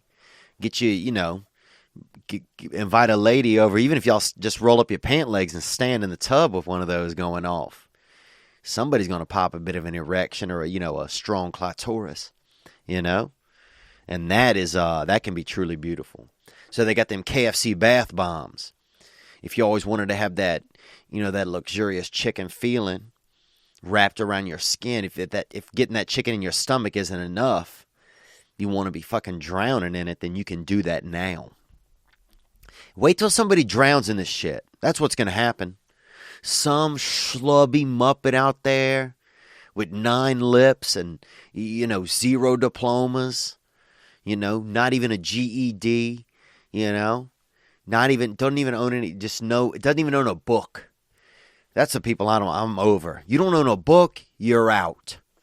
You're out. You're out. That's like, you got to at least every now and then you should have to you should have to do a book report. That's one thing they should still have us do as we get older. Do a book report. Oh, you haven't read a book in 9 years? Well, guess what? You're not allowed to leave your house anymore because people are over it. But I saw that Daddy's Home 2. They got the new KFC bath bomb. We got a new producer today helping us out. We're on this producer realm right now. This trial and error with the producers. So I'm grateful to that. Gentleman named Chris off the internet. So the internet's powerful, dude. You can get whatever you want off of there. Drugs, medium shirts. You can get that Canadian Viagra, make your legs sweat, son. But that stuff will give you that hitter, But these days, can you even have an erection anymore? When do they shut that down? You're not going to have no man is going to be able to fly on an airplane. Dude, is it just me or is every dude on an airplane erect? Also on a Greyhound bus. Sometime even on a tram. If I got to go from B to F at the Atlanta airport, I may pop that heat. You know what I'm saying? I may build my own upstairs between my legs, dude, made out of skin and blood. And wiener parts. Because there's something about that airplane. There's something about that tram, that jiggle in the machinery or something. Makes your body start to salute the universe with that bone. With that bone. That boner bone, And I'll tell this story. I've told this story before, but the first time the first time I saw another man really bring his boner to the attention of a group, that wasn't a pervert, was when we were in the hot tub at this boy's birthday party, Will the Thrill. And I've told this story before, but I'm going to tell it again, man, because sometimes you got to let it go. Let it go. Like, who's that Disney girl? Julia or something? I don't know what it is. Whatever. So, this boy, and we'll call him TJ Will Karam, because I can't say his real name. But this boy, TJ Will Karam, he was in a hot tub with us at a birthday because the boy had a birthday party. And at the party, they had a hot tub. And a hot tub, basically, in the South, it's basically like making soup out of your family. And it was in the front yard, and he had that hot tub. So we're all sitting in there, feeling the joy of that hot tub. And that thing is just vibrating and, got the water and just really, we are just a little damn crock pot of friends. And Big Will Karam, this fella, and this boy was about 30 years old in the 7th grade or 6th grade. He had a full mustache. I think he had children. And this dude was still in school. And this back when they'd keep you in school forever, and then eventually they just made you a janitor if you never graduated from, whatever grade it was. We had 2 kids go from class to janitor while I was in school. This one black kid named Mr. Larry became a janitor, and one other boy. I don't remember who he was, though he never said anything. So, and he wasn't deaf or, had sound issues. I guess he didn't have anything to say. He just wasn't real keen on whatever was going on around him. So, anyhow, CJ was under the water in this hot tub pleasuring himself.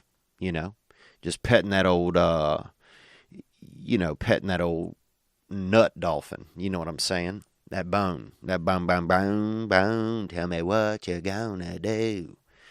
So, and then next thing you know, he stands up in the hot tub, and this is when this young fella starts spraying out. We'd never seen this. We were children, and this boy is just straight spraying out, just making frickin' liquid ghosts with his wiener into the air. And this one boy whose house it was, named Will the Thrill, he thought that TJ Will Karam was basically leaking out of his penis and was going to die, like he was going to get smaller and smaller, like something was wrong, like he had sprung a leak, So he grabbed onto that dude's boner to stop it from, ejacking, and that's when CJ punched him in the neck. And I will never, ever forget the sound of that.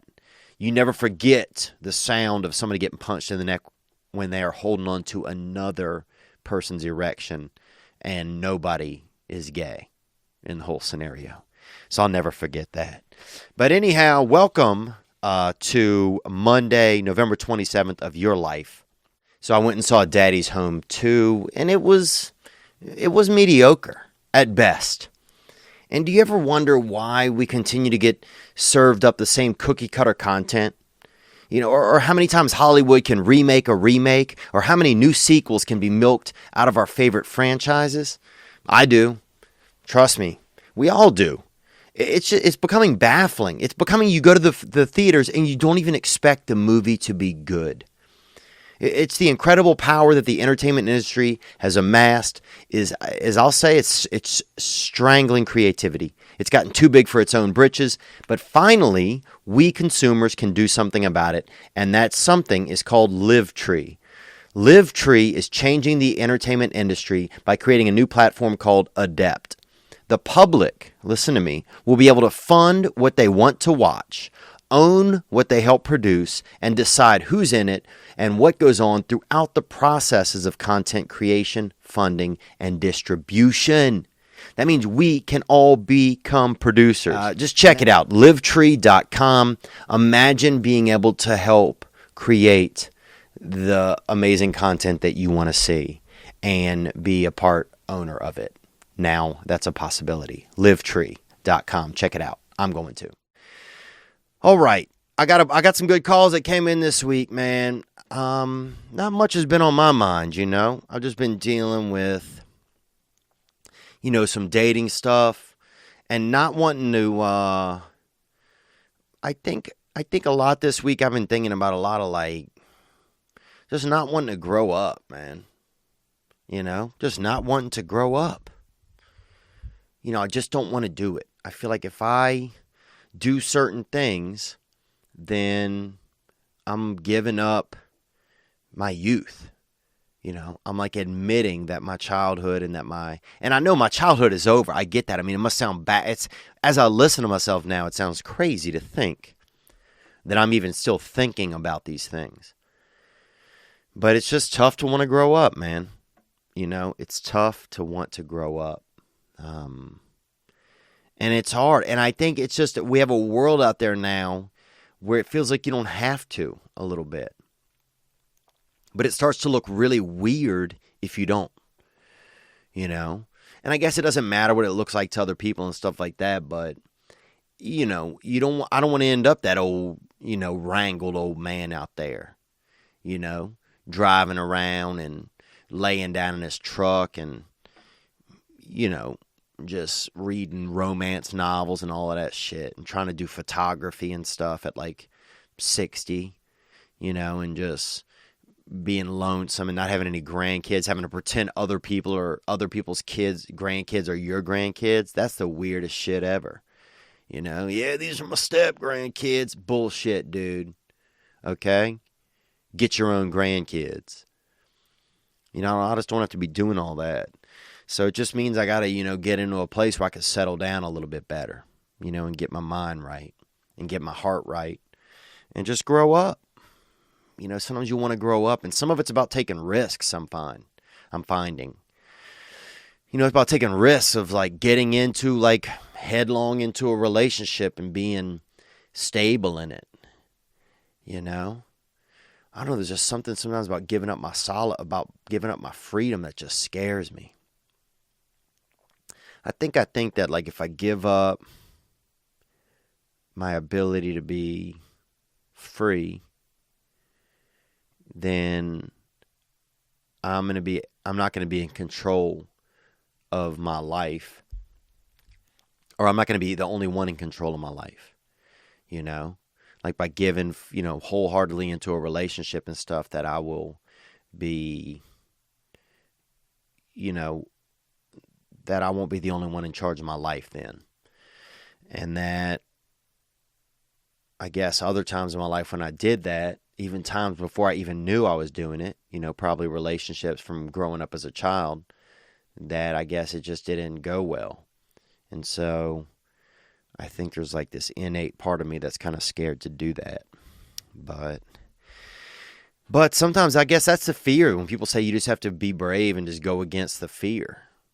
You just have to just know that something is scary and then still go do it. And the tough part is just when it's something you've never done before. Or it's like, say, if you touched a fire when you were a baby or a child and it burned you, then you learn not to. But then as an adult, there's these fires out there that they're okay to touch.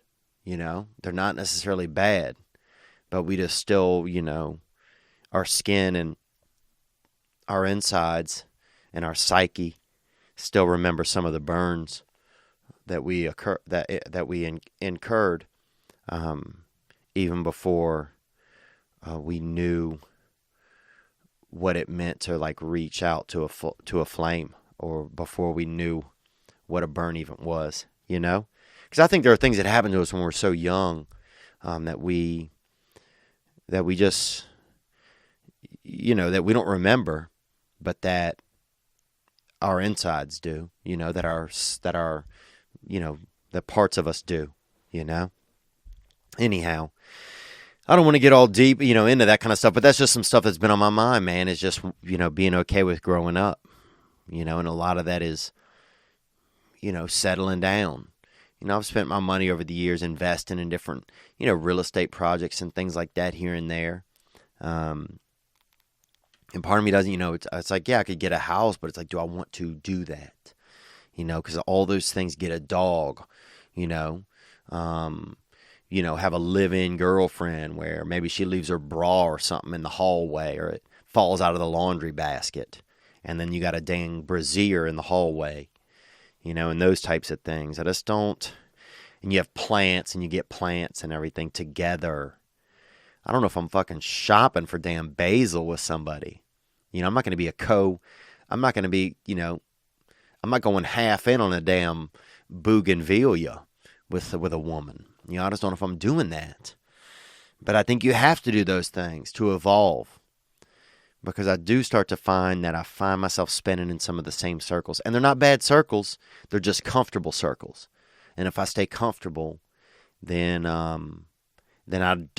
fear that I won't get to see everything that the world has to offer, or get to feel it, And some of those things include, having, grandchildren when I'm older, because first you have to have your own children.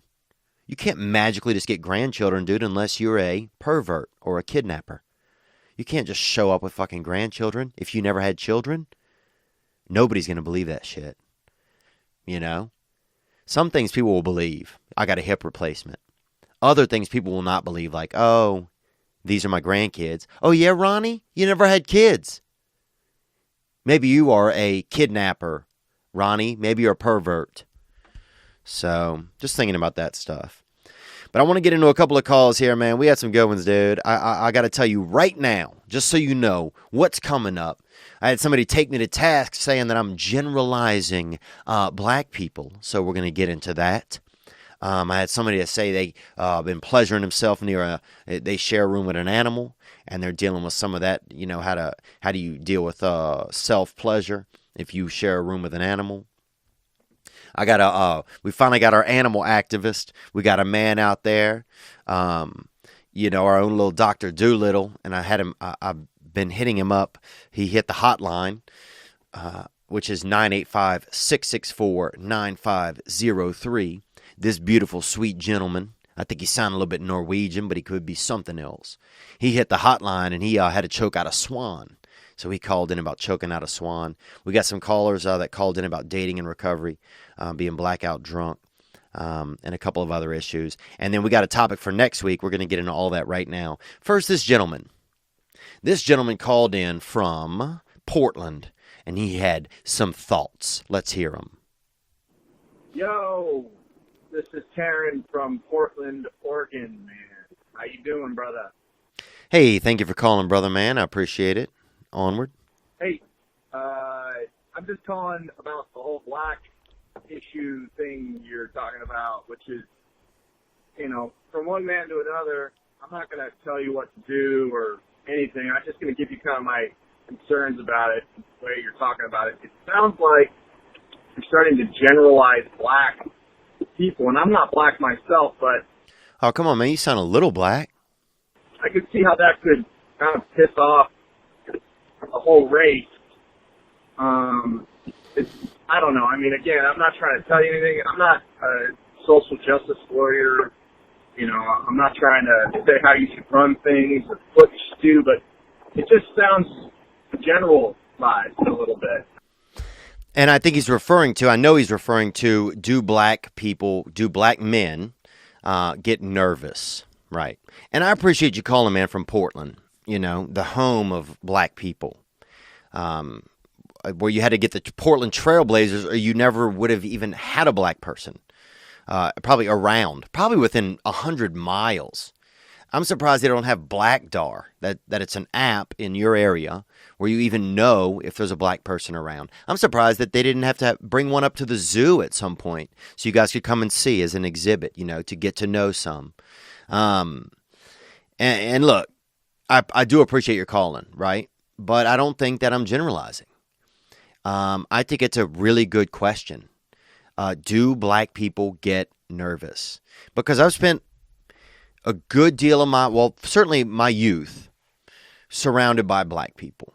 And I think that that's fair for me to, we all have a hypothesis on anything, and people can talk about other races and other cultures. There's nothing wrong with it. I think it's probably, I can imagine it probably does make you nervous if you live in a white-centric area. That would make you nervous because you probably have never really lived around some real brothers and sisters, I bet you, and I think you should try that.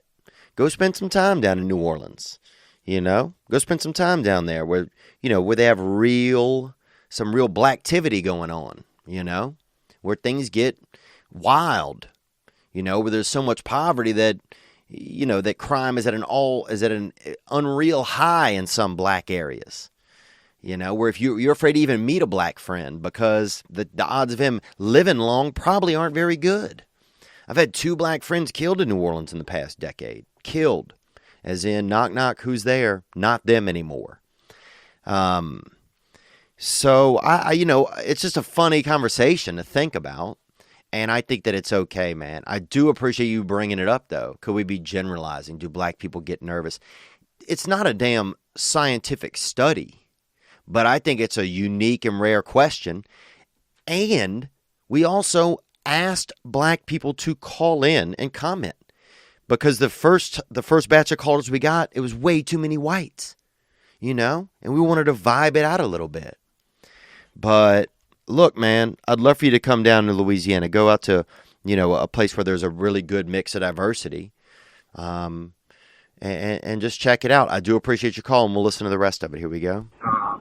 And I think if you were to make it funny, then I guess that's one way to talk about it. And again, I'm not telling you what you should do. I'm just kind of giving you my thoughts about the generalization of a human race. I think that's kind of what pisses off these blacks. And I think anyone when they become generalized. That's what pisses off these blacks. That's hilarious. I mean, that seems ridiculous to me. But I'll say this, man. I think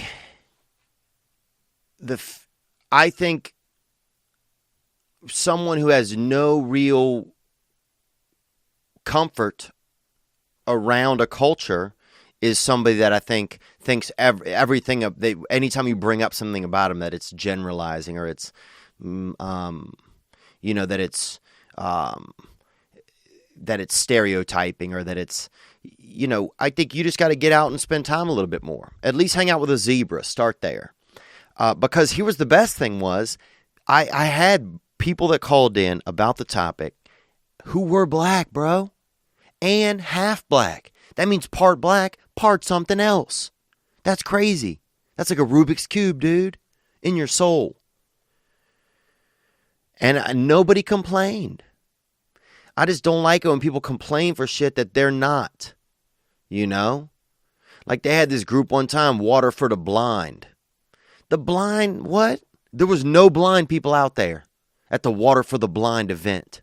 And I've never seen a dry blind. I've never seen a dry blind person. And my cousin's blind, dude. And you know what he says? He says it's not that bad in there. So what do you say to that? We're all out here guesstimating. While he's sitting in there living in some free meditation in his mind at times. It is a little bit of a social justice. Well, we're generalizing. And I'm sorry, it's not a little not fair of me to nitpick at you like that since this is a one-sided conversation because it's not a live call. But I just think, I appreciate your point, man. Let's hear a call from a black guy. Whoa. You may want to check with your parents out there if you can even hear this call, guy, or pull over. I don't want you to get nervous having a black guy come through your stereo speakers. Here we go. Yeah, how you doing, Theo? This is Jacob. Big fan. Honestly, I don't think black people get nervous. Me being a half black man, other half Hispanic, I think we get more anxiety, if anything. Interesting. So more anxiety than nerves. Onward. Nerves don't have play a big role in that, but the anxiety definitely is there. Honestly, I think the only time I've ever been nervous is in a crowd full of white people, just to be honest. But that's probably just more just because of being judged and not nerves, Mm-hmm. But as far as that, I don't think I've ever seen another black man get nervous. Yeah, and that's one of the things that made me even think of this topic in the beginning because I never had. I'd never seen it. I'd never seen that I could remember a nervous black guy. I think there's some instance. Actually, I was skydiving one time with a black friend, and he got nervous. So now that I really start thinking about it, yes, there's one instance. But on a regular, in instances where I would get nervous, my black friends never seemed to. I didn't mean to interrupt you. Let's hear more. Yeah, but definitely, we have a lot of pride, and we've built walls around us, and we have thick skin. So there you go. They got thick skin, man. That's that thick skin, like that girl that had in my town with that thick skin. But yeah, it could be something that with such, we've talked about this before, and we're going to move on because I know we've dwelled on this before. But it's obviously an interesting topic, and so I don't think. And here's the thing: if we can't talk about it, if everything's a generalization, if any time that a white guy brings up anything that has to do with a race, it's looked at as a generalization.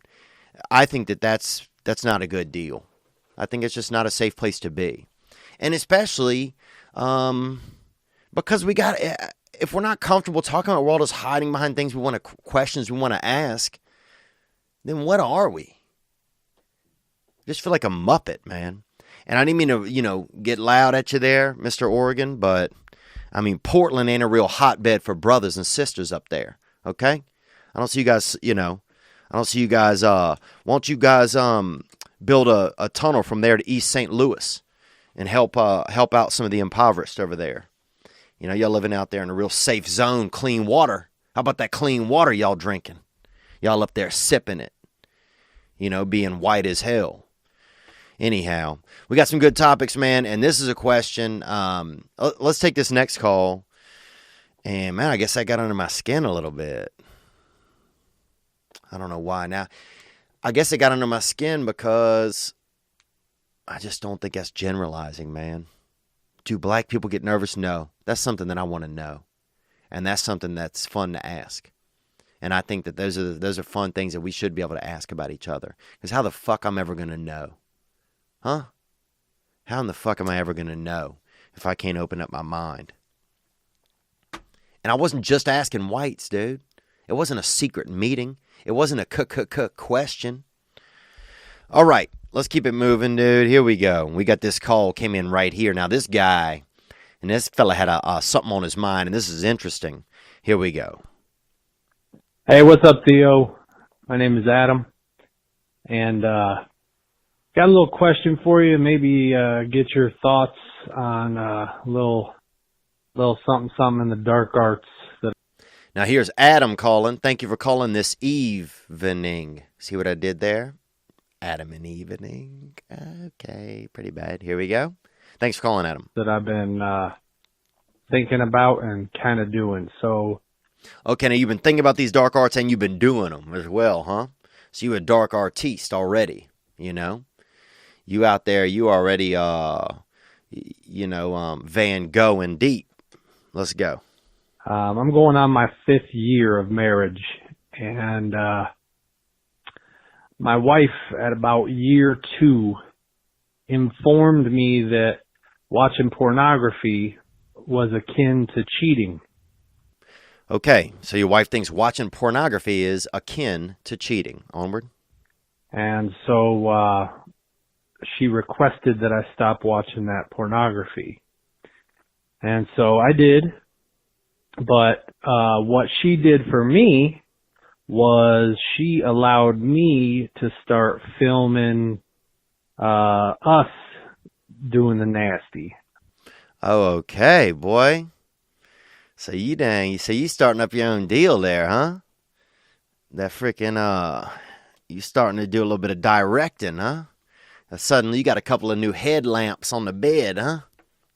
You got a new light kit in the corner of the bedroom. Come more? Us making that sweet love. And that's got me through, it gets me through those, those dry spells you run into when you're married. But so anyway, the dark arts part of this comes in with me. I kind of want to try something else, and I'm not sure on how she's going to take it, but... So you got, you and your wife, she wants you off the pornography, now you're doing the video collage. You're making a little, memory tapes. Oh, God, this is getting good. This is like like riding on the bus or on the tram all of a sudden. I feel like I'm on a plane, if you know what I'm saying. Okay, more? I kind of want to film her banging somebody else. Ooh. So you want to film your wife catching a little bit of that sweet D wiener from somebody else? Hear more. That may sound weird to some people. It may sound, them jealous types, they wouldn't get into something like that. But I've been thinking about it a lot, man. And, even sometimes when my wife is doing nasty things to me, I kind of, in my head, start thinking like I'm somebody else, like she's doing it to somebody else, and it kind of flips my switch. You know what I mean? Wow. So even when your wife's doing things to you that's wild and that's naughty, and she gives, she building up, she putting something special in your gingerbread, that you imagine that somebody that she's doing it to somebody else. That's cool, dude. It's interesting, man. Really, this is getting really interesting. Let's hear more. I feel like I'm wandering into a castle right now, and into a part of a castle I'm not supposed to be at. Like everybody's eating dinner in one room, and I was in there, and then I wandered off to look for the restroom, and I can't find it, and now I'm just kind of wandering into rare rooms. Let's hear more. But anyway, man, I'd like to know your thoughts on that. You know, if asking her to do that, or eventually maybe even getting her to do that, what you think kind of an effect it might have on the old marriage. Wow. Wah, wah, wee, wah. Well, look, man, I'd be lying if I tell you I haven't thought about this.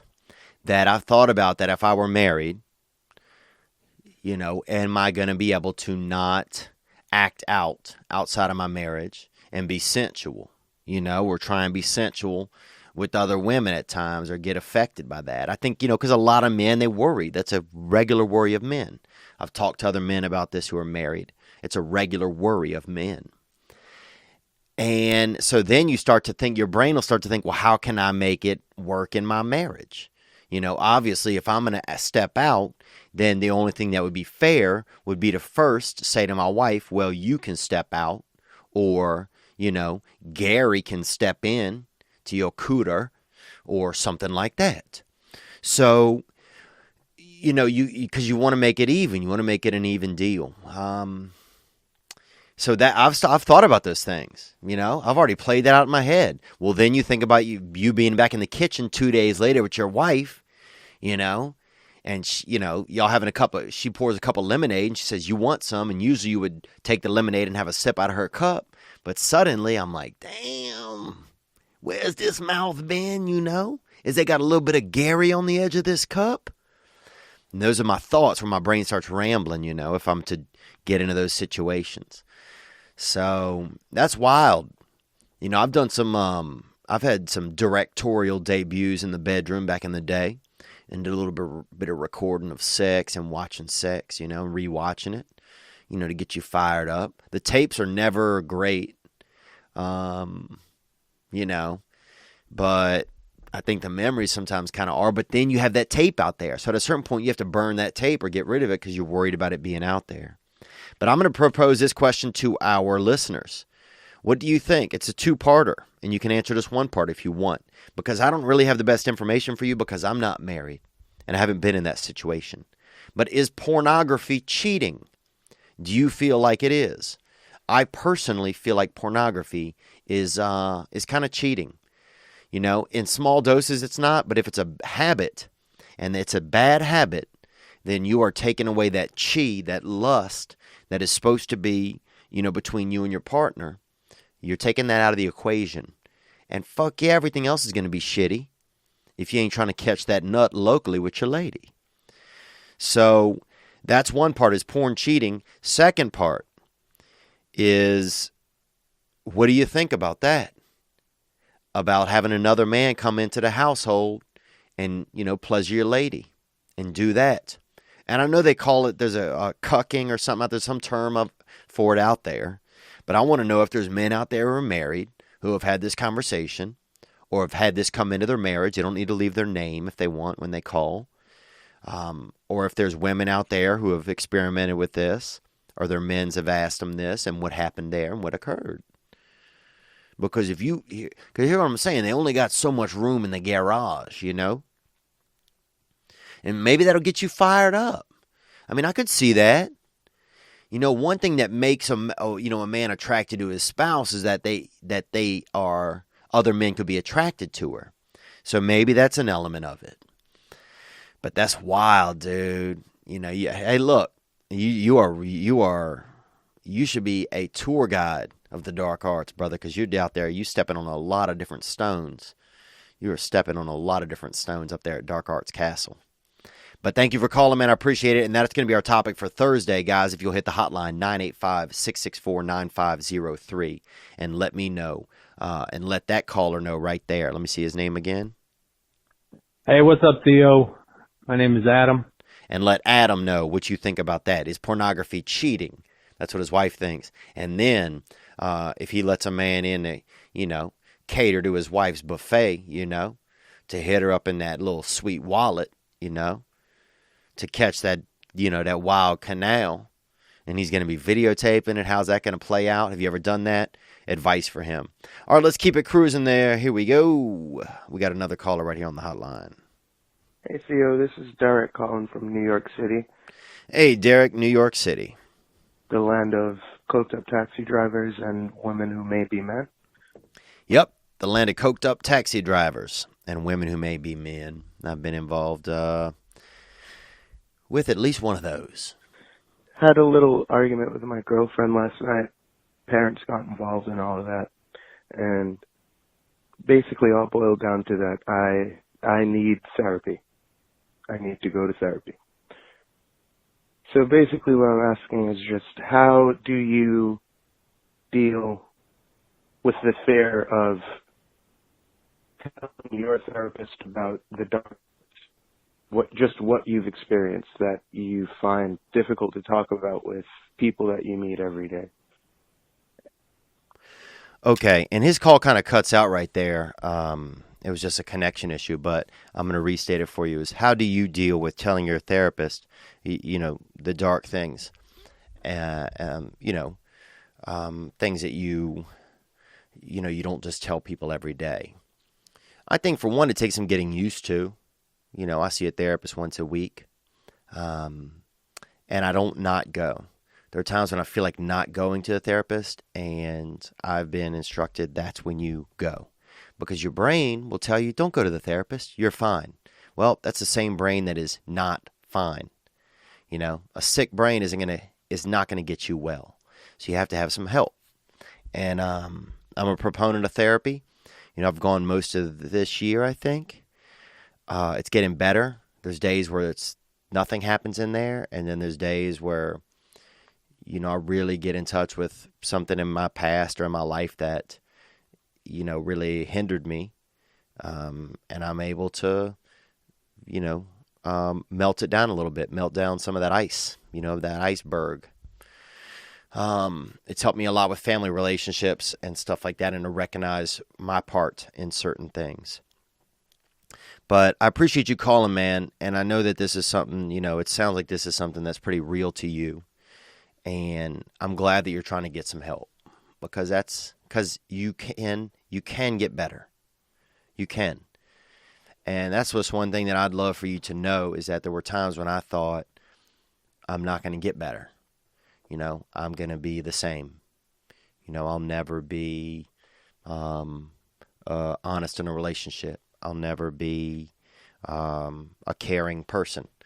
I used to think about having children. I could never even imagine it. I thought it was crazy that anybody had kids or that anybody got married. I thought it was crazy. I didn't go to one of my best friend's weddings growing up because I thought it was absolutely erroneous. But now, because of therapy, I can actually imagine some of those things. And that's different. That's a change, to actually be able to imagine something that before you completely rejected. That's an actual change. I strongly believe that a leopard can change its spots. But it does take some work. And if you get scared to talk about some things, I would tell the person, there are some things that I'm scared to talk to you about. I would be really, really honest. If you feel like they're not a good therapist, I would tell them why, but not in a mean way. I remember telling my therapist, I feel like you don't care about me, one time. And she had to assure me that she did care. And it took that step for things to get a little bit better between us. You don't have to always agree with your therapist. Your goal is just to be in there and to try not to run the show. Those are only things that I can recommend. And also, try different therapists if you need to. Go to 2 or 3 the first week. Try them each out. Insurance usually will help, And if you get afraid, just remember that other people have done it.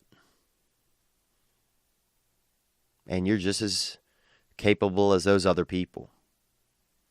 And no matter what you have inside of you that you're afraid to tell, you're going to be okay. You really will. Because people that love you and care about you are going to... People that really do, I'll tell you this, man, I've had to tell some people some things, and they still love and care about you. They really do. So I think you got this, man. And, yeah, I'm going to go to my therapist tomorrow. So, if you have to go this week or if you had to go, I hope you do. Just go. Just go. Start there. Go, share, and just try not to, if you get in a tough spot, call somebody, or just tell your therapist how you're feeling. It's okay to tell them you can tell them you don't think they're a good therapist. Sometimes that's the thing we need to explore is how we behave towards other people, But you can get better, man, if you need to.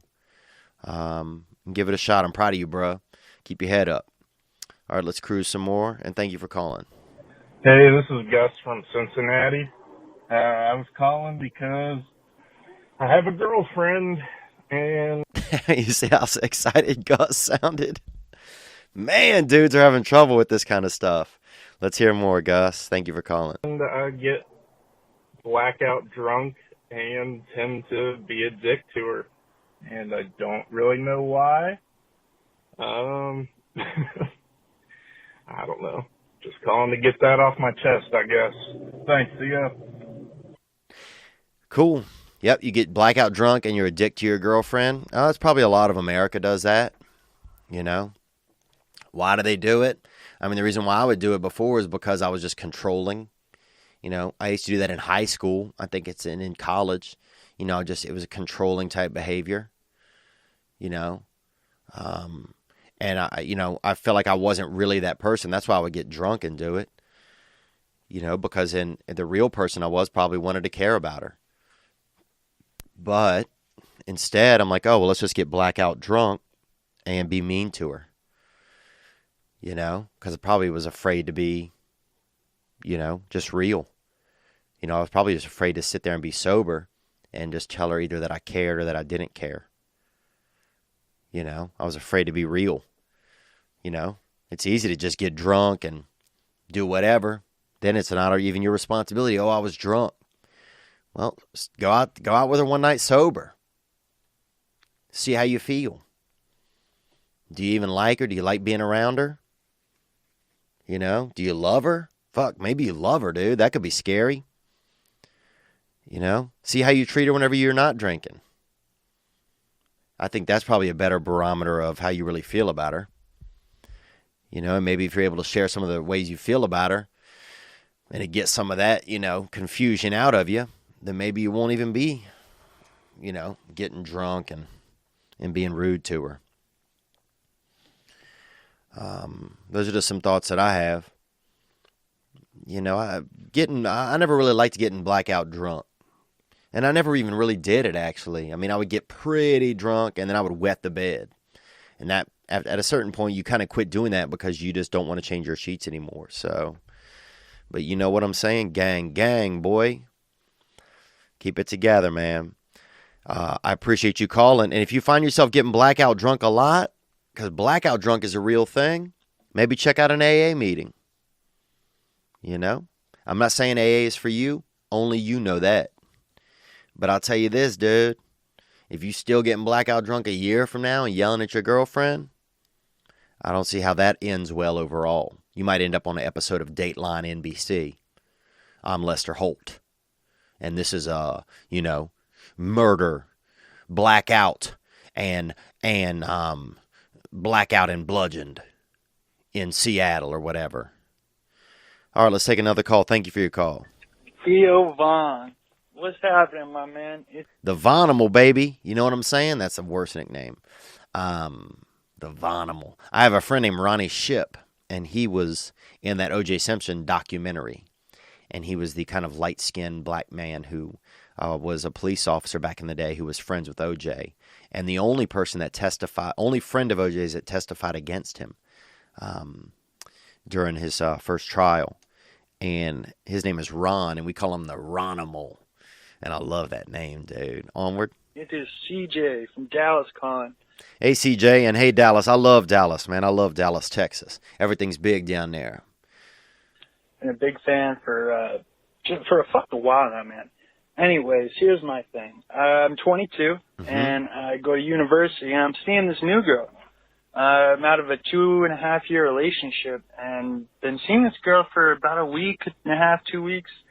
things, great connection, man. This girl, I swear to God, she's out of my league. Wow, congratulations, man. Maybe she's not out of your league, man. Maybe you just didn't recognize what league you were in, you know? But I'm glad to know that you have somebody that you're interested in. That feels good. Let's hear more. But she's smart, she's super sexy, she's a sweetheart, and we connect really well. With that being said, Theo, I mentioned this to you when I saw you. I'm in recovery. I was an addict. I was addicted to opiates for 2 years, namely heroin. And I'm calling to ask, what is your opinion on sharing that information with someone new that you're seeing? A part of me doesn't want to mention it, tell her at all, ever. I also think that maybe after 3-4 months, however long I may need, feel like I can trust her, that maybe it'd be beneficial to add her to my already existing support system that is helping me in my recovery. Wow, man, I appreciate it, man. I appreciate this call. Yeah. You know, it sounds like you got one on the hook. You got a live one. You know, you got a live one. And I had diarrhea one time during a fishing tournament that Randy Moss put on up there on Lake Minnetonka. And I had to be in a fishing rodeo. And I had to meet up with a couple of men early one morning at 6 a.m. And one of them was a professional angler. And I don't know if you've ever held that diarrhea in your body for 5 hours on a bass boat. But no way that man was a more professional angler than I was by the end of that day. I mean, dude, we had a couple in the live well at the end of that day, live fish. I probably had 2,000 in the live well of my body. So praise God. But I'm going to say this to you, man. Congratulations on your sobriety. Congratulations on sticking with your recovery and staying steadfast. That's cool, dude. Getting off heroin, I can't even imagine that. I can't even imagine that. Because one, heroin seems awesome. And two, I just hear that it's a really, really tough thing to kick. So kudos to you finding love in your life. That could be something you probably never thought would happen to you before. You know, but I'll say this to you, man. I didn't know what to answer here, so I texted a friend of mine who's in the program who's been in longer than me, because that's something that I learned through my own recovery. And this was his answer, because that's one thing that I learned about in my 12-step program, is that if I don't know, then I ask somebody who has more experience than me. And it's because otherwise I'll just make a choice that's ill-advised. And this was his quote, man. So I'm just going to read it to you. If he's planning to just fuck, then don't tell. Don't tell her. If you think the person is special, then right away, in my opinion. That's what my friend said. He said it's only his opinion now, because there are no rules to this. Also, use your intuition. You can also pray for guidance and let it go. Your voice sounds like you have some clarity in some of your in who you are. I know that's speculation, but let's be honest, dude. It sounds pretty clear. So I think you probably can trust your instincts. Always let go and leave it in God's hands if you don't know what to do. You know, that's a serenity prayer. We know that. And one more nugget. The foundation of a relationship is built on trust. Someone tells me up front that they are in recovery and working on being the best version of oneself. That goes a long way. If it's kept from me until later, then that could be a little bit fishy. Be upfront and let go, because that's a heavy yoke. Again, that's only an opinion. But I second. That's my buddy Bill, and I second that opinion, man. I second it, you know. Trust your instincts. Feel it out. Don't feel the pressure to tell her, because sometimes you can, start the own avalanche on your side and suddenly you have to. But, feel it out. See how it's going. Go on another date or two. If she isn't pressuring you or anything, sometimes I say I go to a men's group. That's what I say. I don't even say AA. I say I go to a men's group, because being around other successful, healthy men is only going to make me a successful and healthy man. That's what I say sometimes. But it's a cool spot to be in. It's a cool spot to be in, dude. You got a little sobriety on one arm. You got a little dime piece on the other, boy.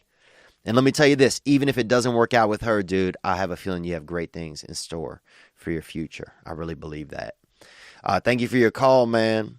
You know, you get out there and hug that lady, hug that swan. Speaking of hugging a swan, you like that segue?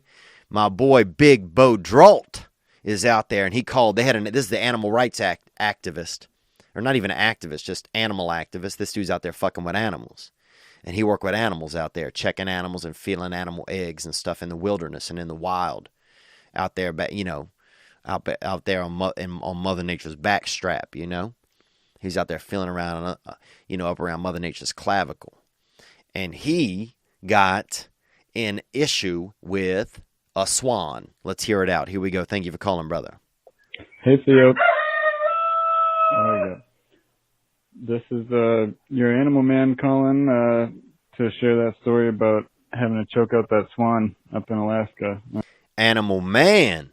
Thanks for calling, Animal man. Let's go more. It was a survival situation. Oh, it's a survival situation every time you have to choke out a swan, bruh. You know what I'm saying? The only people ever to do it, I think, are you and Billy Madison. Let's hear more. Not a hostage situation. And we were supposed to get a food drop, like in a waterproof bag, a bunch of food. We were out there 3 weeks, and halfway through, a plane was supposed to fly over and drop a bag of food, and the pilot... Sorry about that, man. Calling from Costa Rica here, where there's a rooster here. Damn, boy, you got cock in the back, son. Onward. Thank you for this call. This is interesting. So you're supposed to get a food drop. And now a food drop, that's when you have a plane that's dropping off food. That's simple. Basically is what it says. Onward. Doing his thing. So yeah, the pilot couldn't get down low. He had to drop the bag from twice as high up, and the bag hit the river we were on, exploded. All the food washed down the river. So we had another week and a half to go. Dang, man, I'm sorry for laughing, dude, but sometimes I love it when shit like that happens. One time, somebody threw a pool ball, like an 8 ball from a pool table, but it was an 11 ball. Somebody threw it down the street, and it hit this dude right in the leg, and you couldn't hear it at all, but the dude was in so much pain, and I laughed. Sometimes shit like that is just funny, but watching people lose a week and a half worth of food into a river, yeah, that's up there. Onward. And we had to just kill whatever we could. So we shot a lot of grouse. We were making our way down the river. Everything was going fine, eating a lot of spruce grouse and rough grouse, a few geese. You hopped up on that grouse, huh? What you know in that grouse? Onward. And then we were running out of bullets, and it was one of the last days, and I came around the bend and saw a group of swans, trumpeter swans, which are either endangered or threatened. I think it sounds like you got one playing the cello right there with you now. That's onward. So I shot one in the back, and ooh, you shot a swan in the back? How many years of bad luck is that? More? The rest of them flew off, and that was the last bullet, our shotgun shell we had. So I ran up to the thing. I was alone, and once you get up to them, they're a lot bigger than you really expect. So the thing started hissing at me and beat me with its wings, and I grabbed onto its neck thinking I could just choke it out, say goodnight. But the thing's neck is like a vacuum hose. It's really, really thick, and it was really beating me up with those wings. So I just... Oh my God, man, I can't even. This is so crazy. So you choking a swan out, and it's beating you up. More? Just had to turn its head around and around and around until it was dead, and then we ate it. Wasn't that good, even. Pretty tough, kind of a muddy taste. But you ever eat any wild meat? Any road meat you found on the side of the road? We ate part of an anaconda we found in Argentina that was still moving a little bit. That wasn't that good either. But anyway, liked your Keurig coffee rant. That is some bullshit. That's basically hot bark mulch water. So keep it up the good work, buddy. Bye-bye. Animal Man, thank you for calling in. He's going to call in other times as well. That's a real story from Animal Man. Calling out of that Costa Rica. And be well down there, man. I know you're down there checking out the animals and making sure that Kingdom Animalia is running 100. Running at top notch. Because sometimes, Mother Nature needs a little helper. Just like Santa need helpers sometime to build those little wooden trains and stuff. Sometime Mother Nature needs a helper to go out there and touch a swan, or, to fucking choke a duck out, or to pet a deer, or to bottle feed a porcupine like you see on Facebook sometimes, or sometimes people, Mother Nature needs assistance, and it's good to see you out there, doing some amazing work, man. So thank you for that, dude. Damn, you fucking you shot a swan in the back, yo. That shit don't end well. And I've never had swan meat. I've had some dove. I've had a little bit of dove. A couple brothers was grilling up a dove one time, and that was out there outside of Natchez, Mississippi, and I copped a little bit of food with them. I denied them. They invited me a couple days to eat with them, to break dove, and finally I gave in, man, and had to be a little D, I had to break a little dove with a couple of, honestly, black men. Sorry to say it. I don't want to scare anybody up in Oregon, but these were black guys. What? What? What happened? I'm sorry, man. Because I do want this. This is definitely a place to call in. Look, man, I don't know what the fuck I'm talking about. This is a place where anybody can call in and disagree and this and that. But don't tell me what air is like if you only lived in water. That's my thing. So I'd love to hear if you got thoughts on that. You guys let me know on that too. Am I being ridiculous? Am I generalizing? Maybe I am generalizing. Maybe I live in a time that doesn't even exist anymore in my brain, where a man can say something without thinking like everything he says is wrong. We're taking one last call here. We're going to stick on this animal topic. It's been a fun episode, man. It's been cruising. 985-664-9503 is the hotline. You can hit it. And I want you guys to hit it by Wednesday. We'll be putting together the episode Wednesday evening for Is Porn Cheating? And would you invite another man to be in the bedroom to see your wife? And look, sometimes your first thought might be, no, I wouldn't. Or that's the thought I'm going to put on the call. But I want you to be real. I admitted to you, I've thought if I get married and if I have to get out, if I want to circumvent the rules of my marriage, how would I do it? Or I would have to be partisan. I would have to go be part, allow my wife the same, or discuss it with her first, obviously. But then what? And then am I really going to be okay with that? When some man coming jousting, some man throwing wiener in my wife? So it makes you wonder. But we're going to stick with this animal, we're going to stick with this animal thing right here, man, I think. Actually, I'm going to... Well, all right, here we go. This is... Hey, Theo. My name is John. I'm from Northern California, but I just moved up here to Washington.